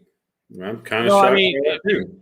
If I really rolled on the gore, man, I could probably milk it to an 8. But I just being fair on the story and everything. For me, I thought I was being cool with it. So yeah, I'm sticking 7.5. 7.5 and 8. All right. Well, before you go, Colonel, I just want to say, we got Tarek here. He's like, he's Oprah. That you get an 8, and you get a 9, and you get an 8. So yes, I can't do that. Well, I'm not Oprah. No, I am the stingiest scorer amongst the 3. I think that's pretty safe to say. You're a mean one. So, but Thanksgiving, man, like I said, 16 years I've been waiting for this fucking movie, and Eli Roth did not disappoint. I'm kind of with you guys. This might be my favorite Eli Roth film. For me, most of his shit's hit or miss. Like, I think Hostel's okay for what it is. Green Inferno's okay for what it is. I loved fucking Cabin Fever. Thanksgiving was that perfect Eli Roth movie. You had the dark humor in it, or it could be kind of like a dark comedy, like Cabin Fever. Tons of fucking gore. Great practical effects. Fucking great, especially for a modern film. It's almost like the MPAA missed this one somehow. Yeah, it's almost like you're right. It's almost like they did. I mean, you had characters that you hated and you wanted to see die. The stereotypes were fucking perfect. The story was great. Like it was there. Like, this is a Thanksgiving film. This is what I expect. It wasn't mutated turkeys killing people. It was a great slasher. It was a fun watch. I enjoyed every minute of it. You're right. I think it did. He could have cut it out at 90 minutes. It went what, 148, 149. That's it. it. Could have cut a little bit off, but that's being real fucking nitpicky. Yeah. Damn, dude, I fucking love this movie. 9 out of 10. Fucking. Sorry. Fucking 9 out of 10. Sorry, Tarek, I don't give out 10s. But I rarely give out 9. A 9. A 9. Woo! Fantastic. That might only be like the third one you've ever given a 9. Yeah, I think it is the third one I've given a 9. Stingy bastard. I know, I'm stingy as fuck. No, I love Thanksgiving, man. I thought it was a really fun movie. And I mean, I'm sorry. Like, this year we've had a lot of horror, but we haven't had a lot of great horror. Nope. Maybe that is affecting my score a little bit. I'll even admit. Will this have been a 9 last year? Who knows? But for 2023, this is a fucking 9, dude. This is perfect. Damn near perfect. Ziggy, what was it I said to you the other day about Colonel? I said something along the lines of, Colonel's. We're not going to love this movie as much as Colonel is, but it's still pretty highly ranked. Yeah. Or something like that. Yeah, you said that pretty much along those lines. I mean, and I kind of wish, I wish I had cheesesteak. I kind of wish I had a couple of days to marinate, on this thing, because I am pondering it still, which is a good thing. When you see a movie that you keep going back to in your mind, fuck, I may have to go see this bitch again, but I'm going to hold my score at 7.5 for now. But I mean, and that gore, I almost like to give an extra point based on that. I feel I shortchanged the movie. So, but I'll see it again. We should say, for those of you that have not seen it, there is an after credit scene, but it's basically just a blooper. It's not important to the story, but it is kind of a fun thing to watch. Well, shit, I missed that because I tried sitting for it, but I had to piss, dude. I was like, I gotta go. Oh, well, I'll watch it when I get the Blu-ray. It's just funny. Yeah, it's not important to the story. It's a Rick Hoffman thing, and an Eli Roth and Rick Hoffman thing. I'll put it that way. It's good though. It is cool. It was fun. So 7.5, 9, 8. So yeah, that's pretty damn good. It's a high score. I will say this movie so far. I don't know what we're finishing with. What do we got the rest of this year? Is there anything else major coming out before I think this is the last review we do. I'd have to. I don't want to mess with my phone right now because it'll.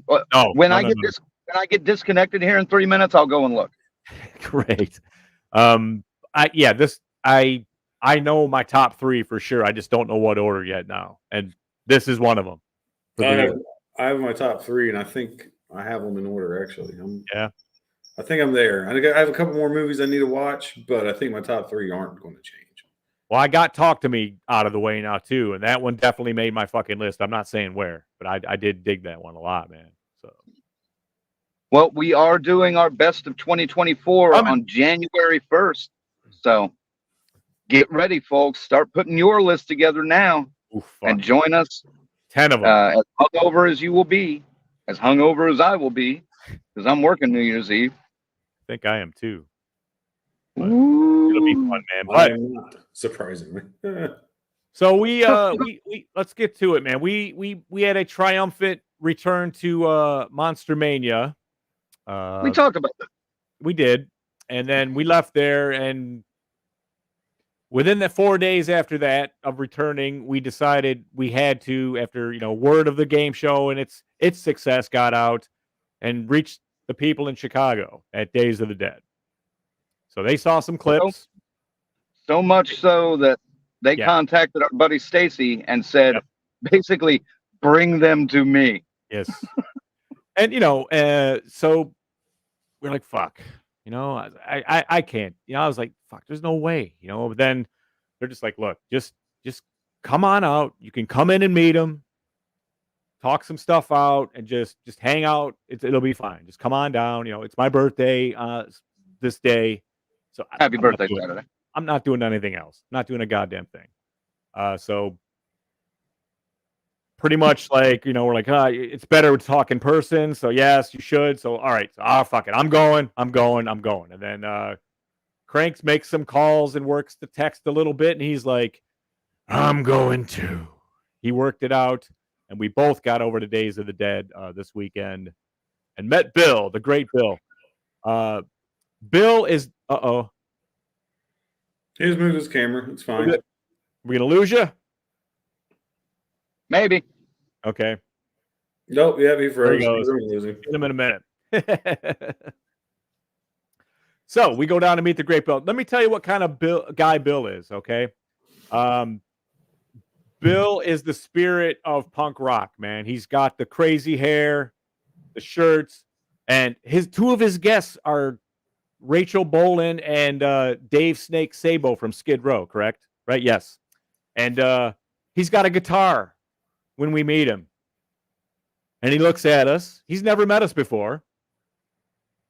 And he says, I like to keep walking by their booth and playing the first note of I Remember You. Bring! As he's walking by, dude. Fucking hysterical. He keeps doing it.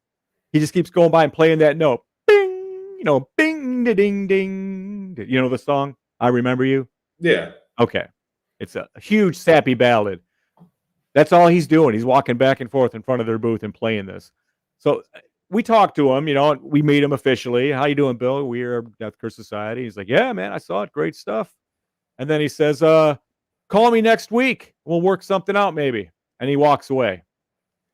So right away, we're kind of like, fuck, man, that's not good enough, is it? We can't just take that, so we go in and we decide, all right, we'll catch him. We'll get a strategy together tonight, and then we'll catch him on Sunday and try to get something locked down.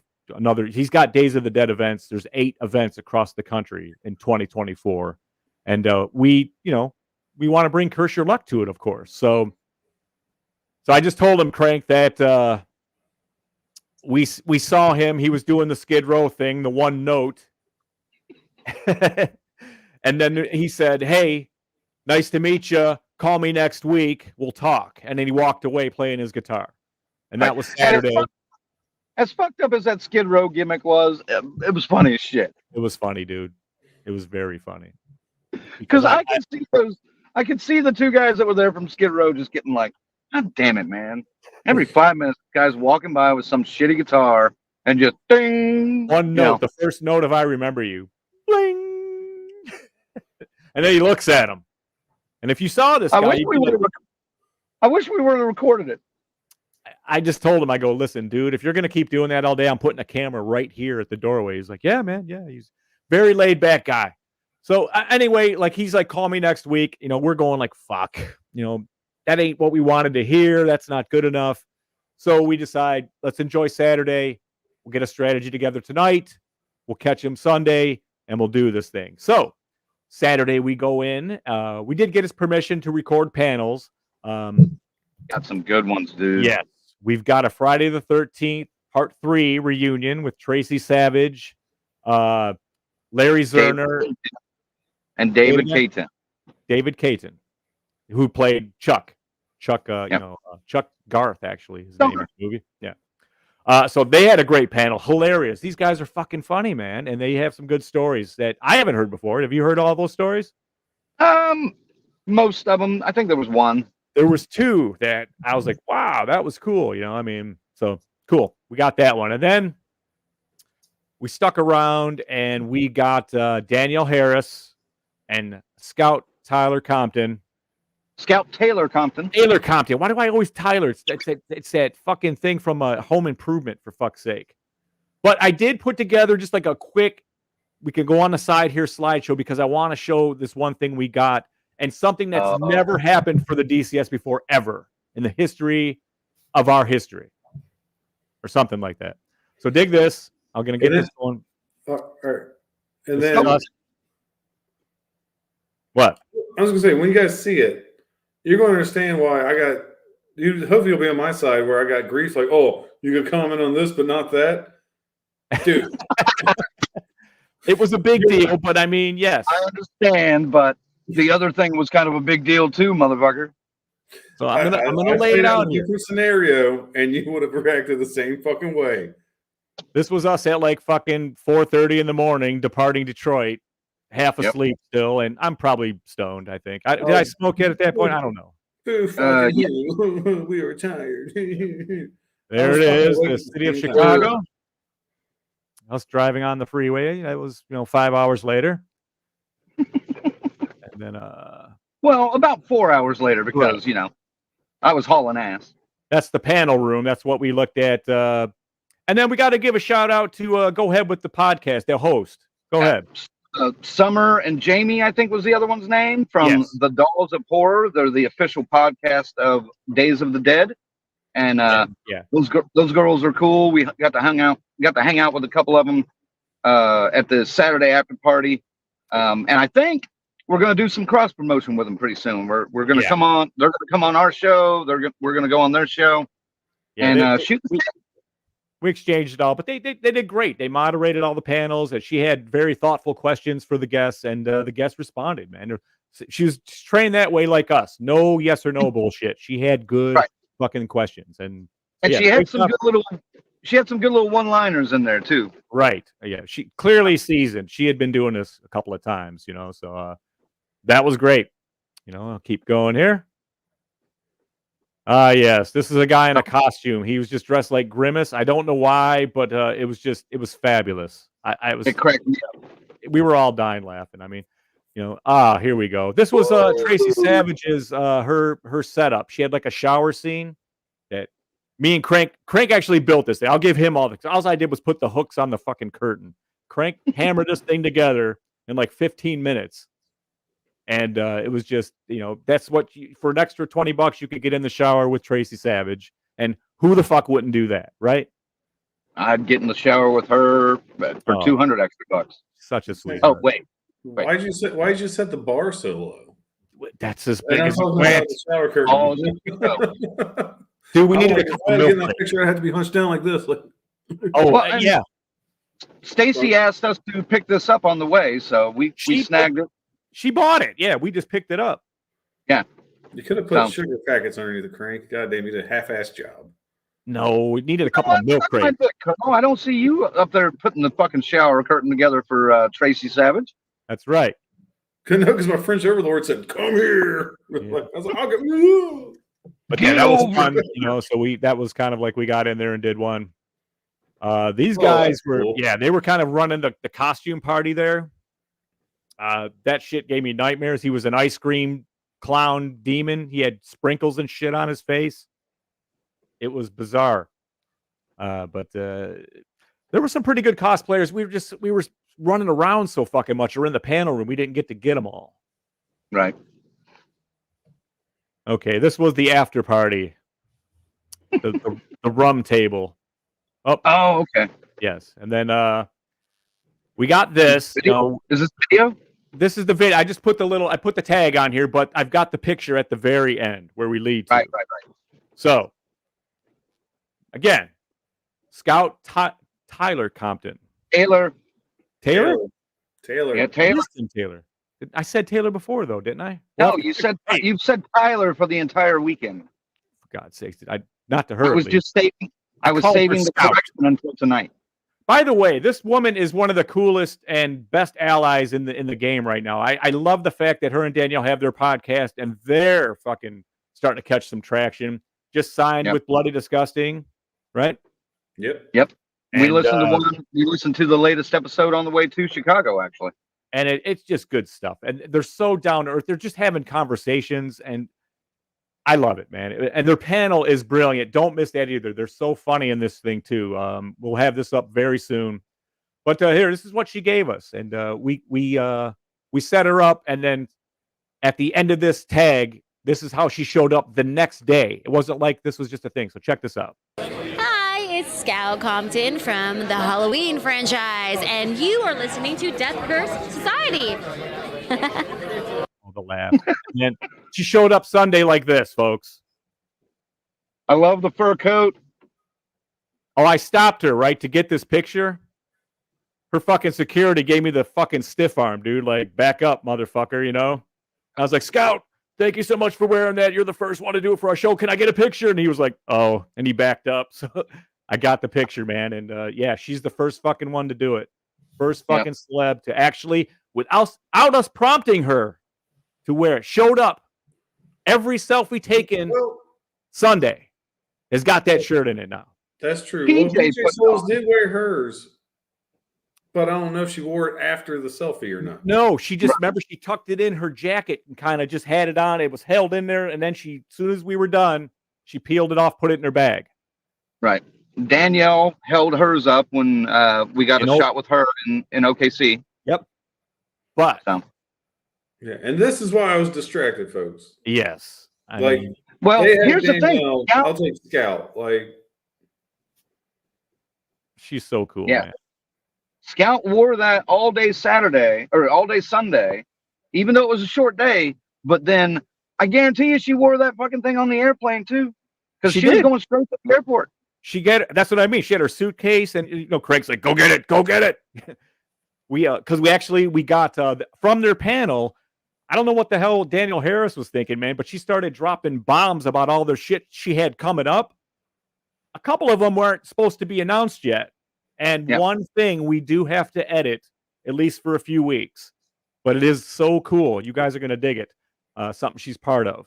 And we can't tell you, though, right now. That's the thing. She asked us. We will honor her request. Right? Absolutely. Yes. But as soon as it's announced, or it's coming out, our clip will.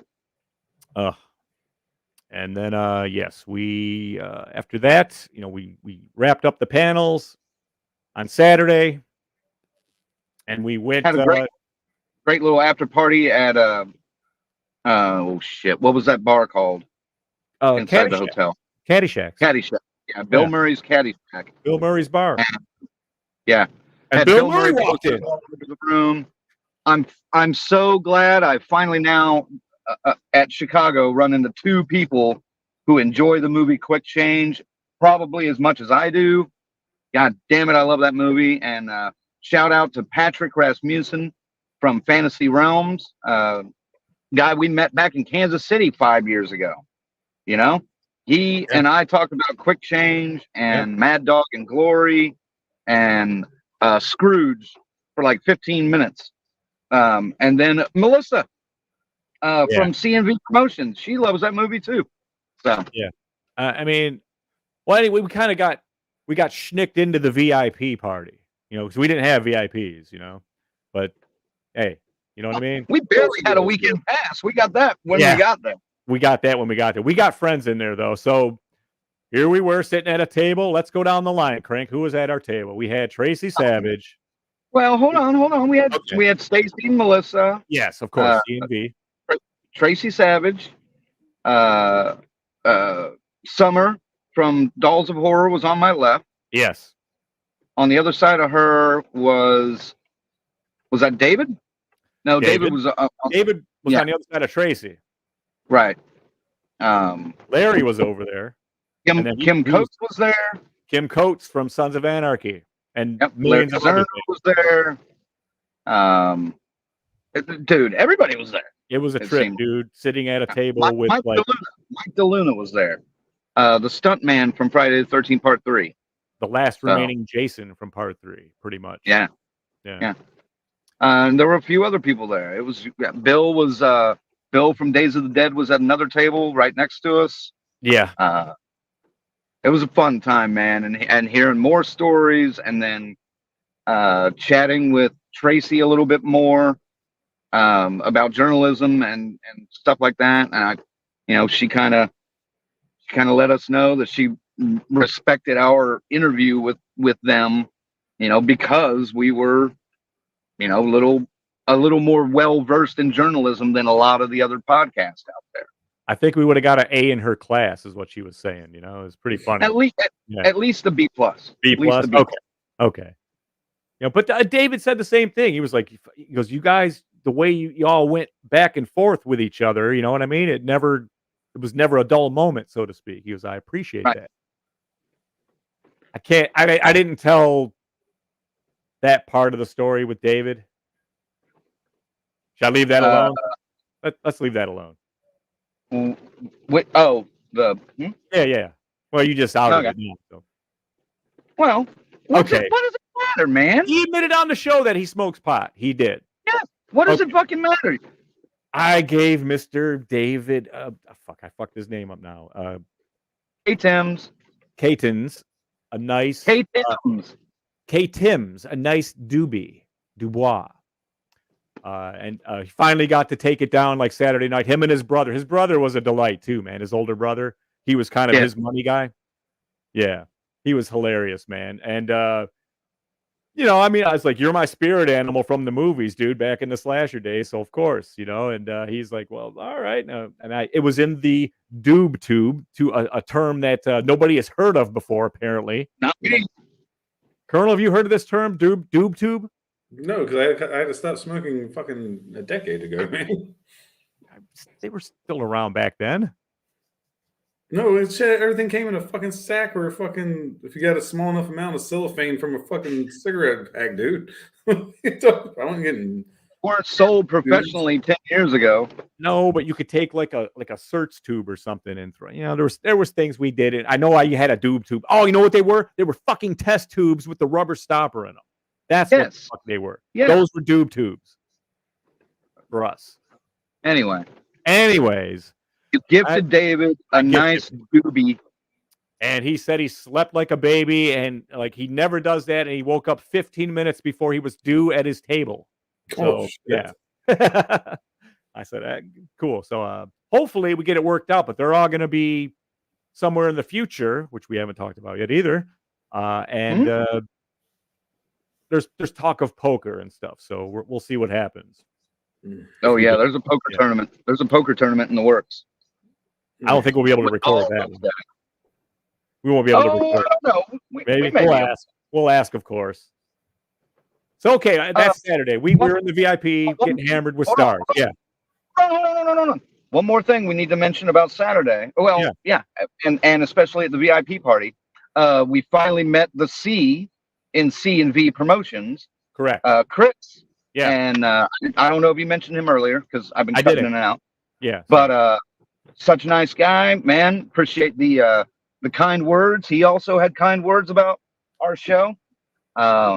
I know he's not a big fan of podcasts, or I don't think he is, but he likes our stuff.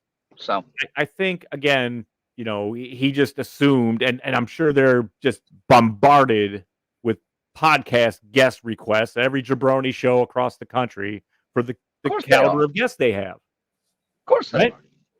Yeah. So, and there will be poker. Yes, we got custom cards for it.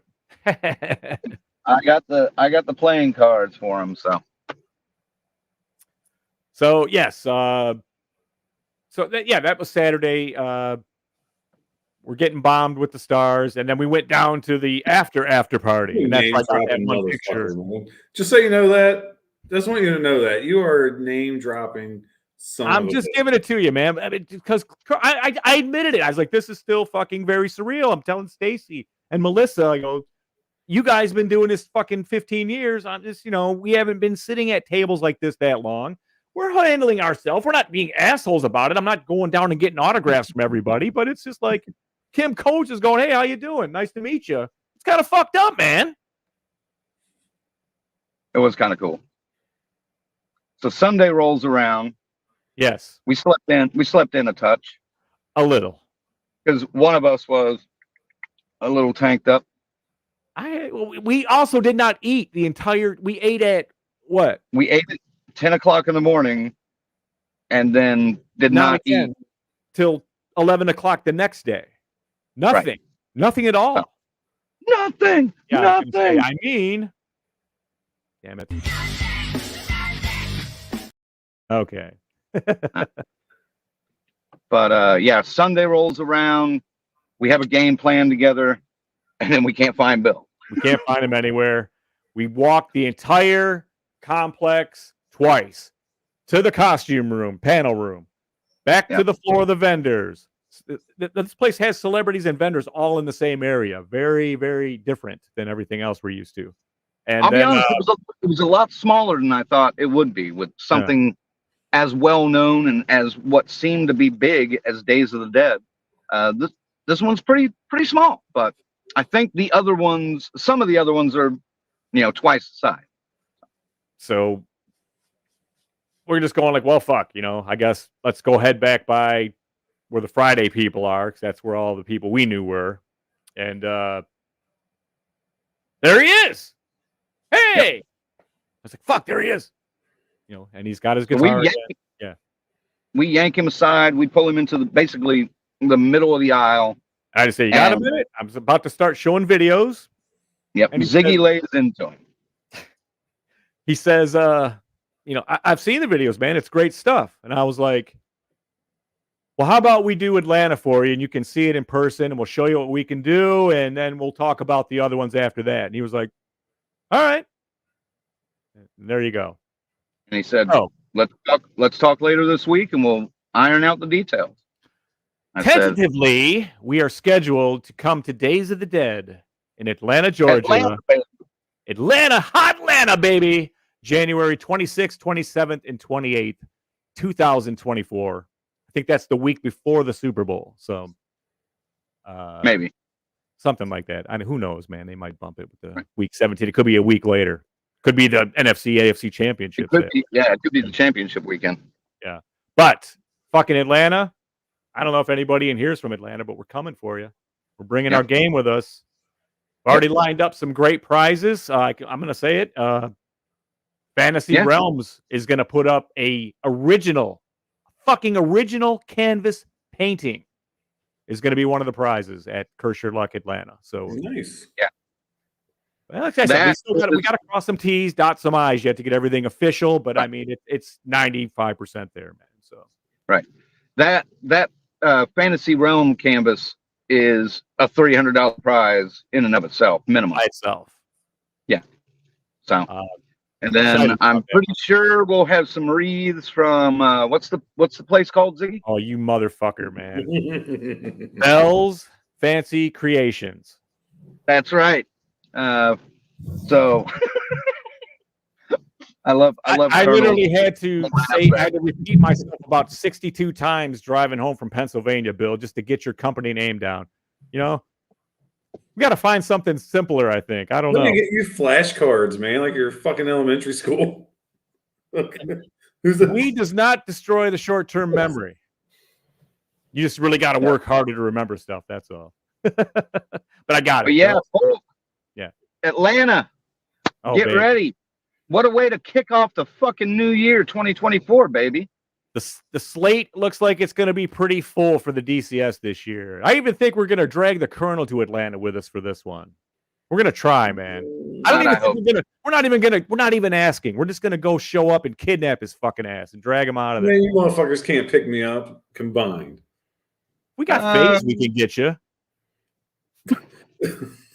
FaZe, I love you, but you guys don't fucking carry me out of this house. Come on, FaZe. No. I don't know about that now. Driving the pick, I can't drive that. God damn it. No, I think you guys are going to have to fly, and I'll just meet you there and pick you up. So I'm actually looking at flights right now. I think I'm the closest to Atlanta. They are cheap? They're not cheap. Not cheap. Not for you. Not for my airport. I could try Chicago, maybe. Shit. Yeah. A 5-hour Don't tell me that flight. That's only don't 7 hour drive. Well, FaZe.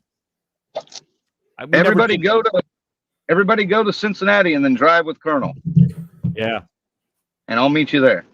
Oh, now how long Did is you the say ride 7? from Cincinnati to fucking Georgia?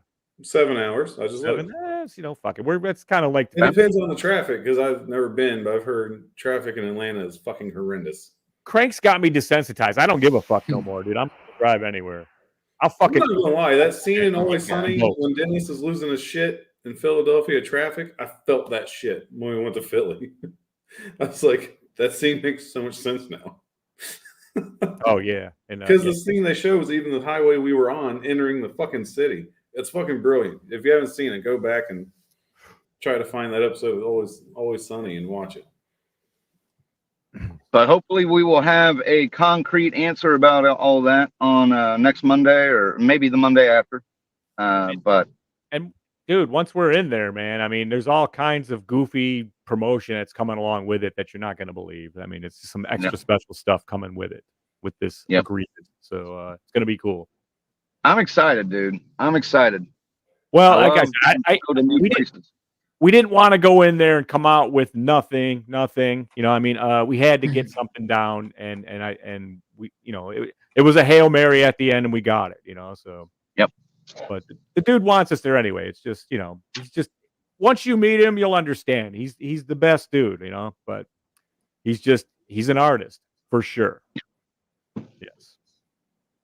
One last thing I want to mention about Orlando, or about Chicago, is that we didn't get to meet up with Orlando.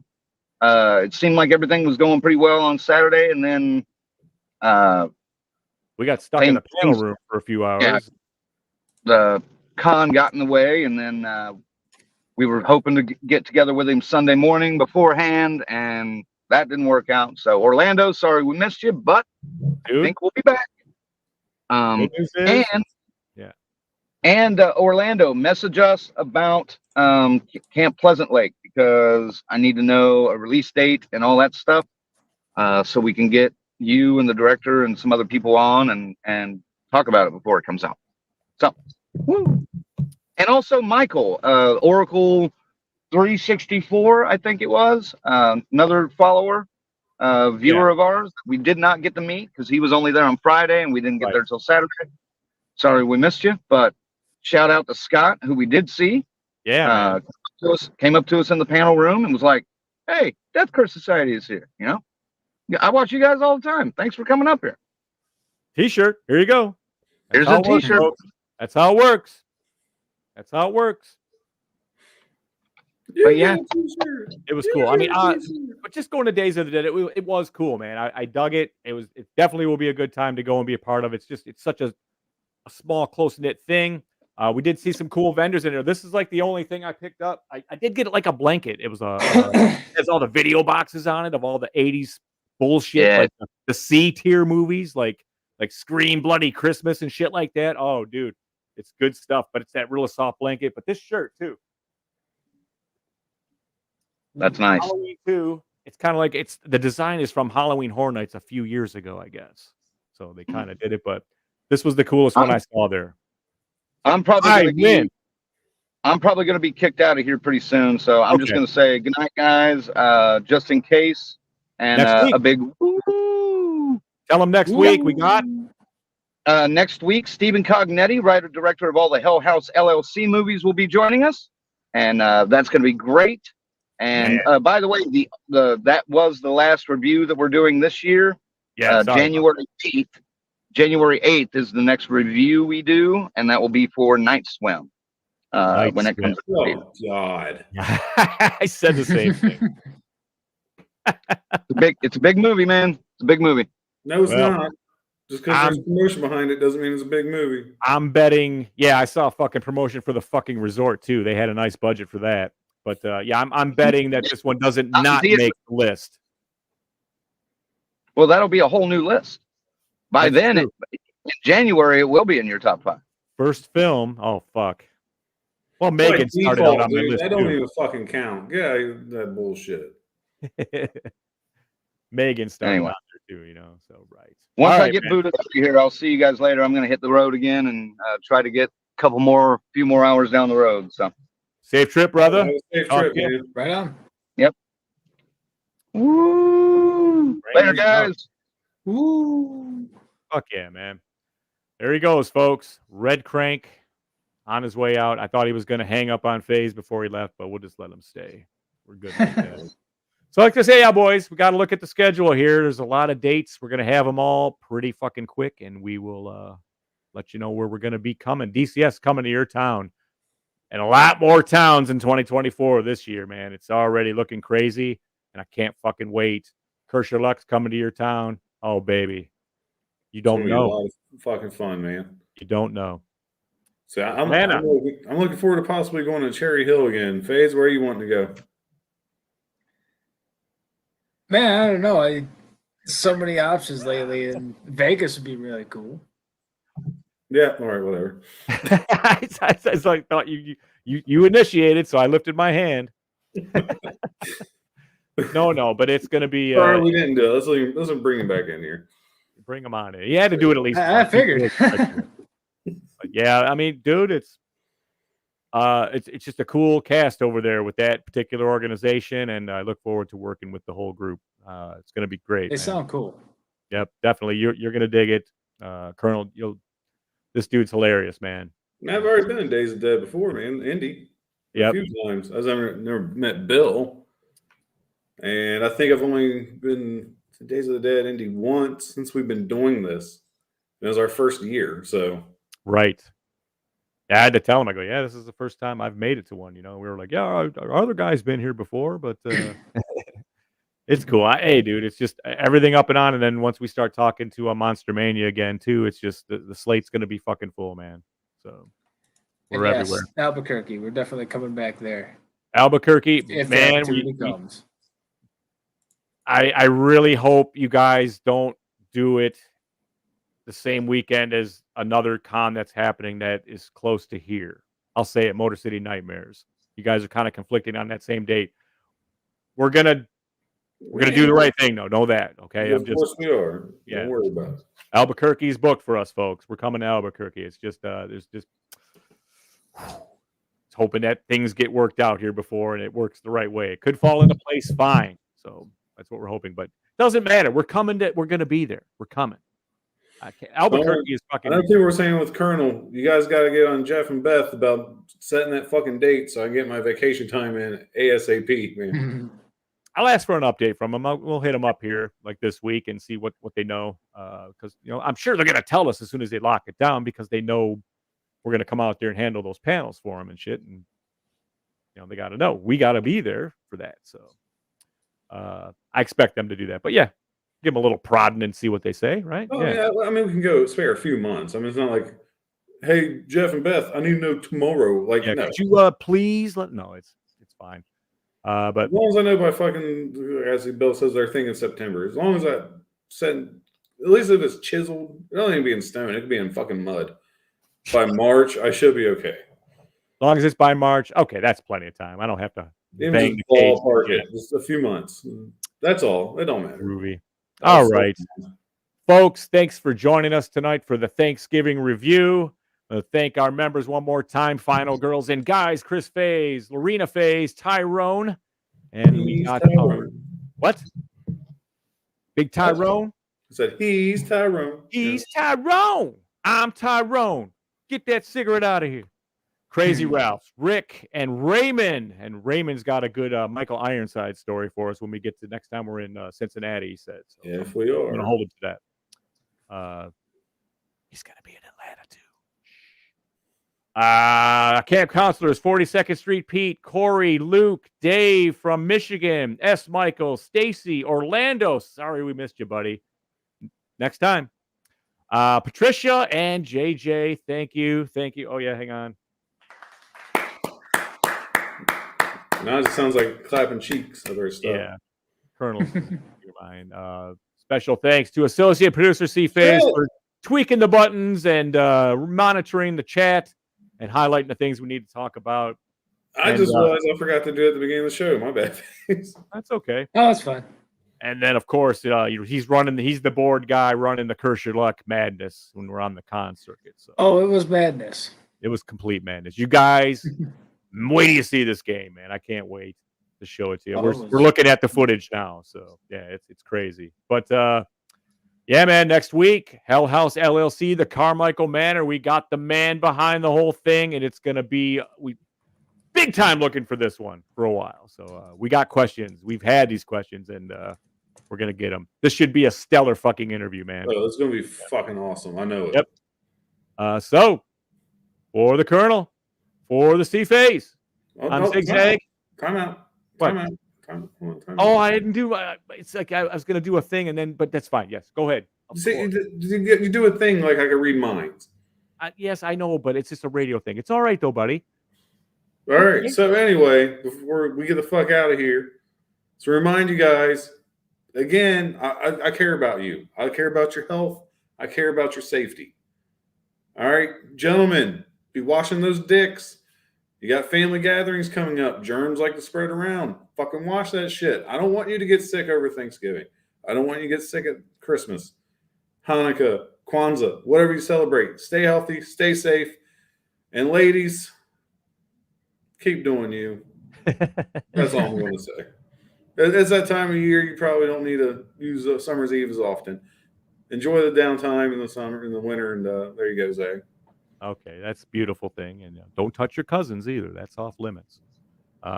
Yes, happy Thanksgiving, everybody. Go see Thanksgiving if you're looking to kill some time while everyone's getting the feast ready. You'll have a blast, a laugh, and be grossed out and just enjoy a great slasher. It's all there. See you next week for the great LLC Carmichael Manor breakdown, man. I can't fucking wait for this, man. I'm seriously so excited for this one.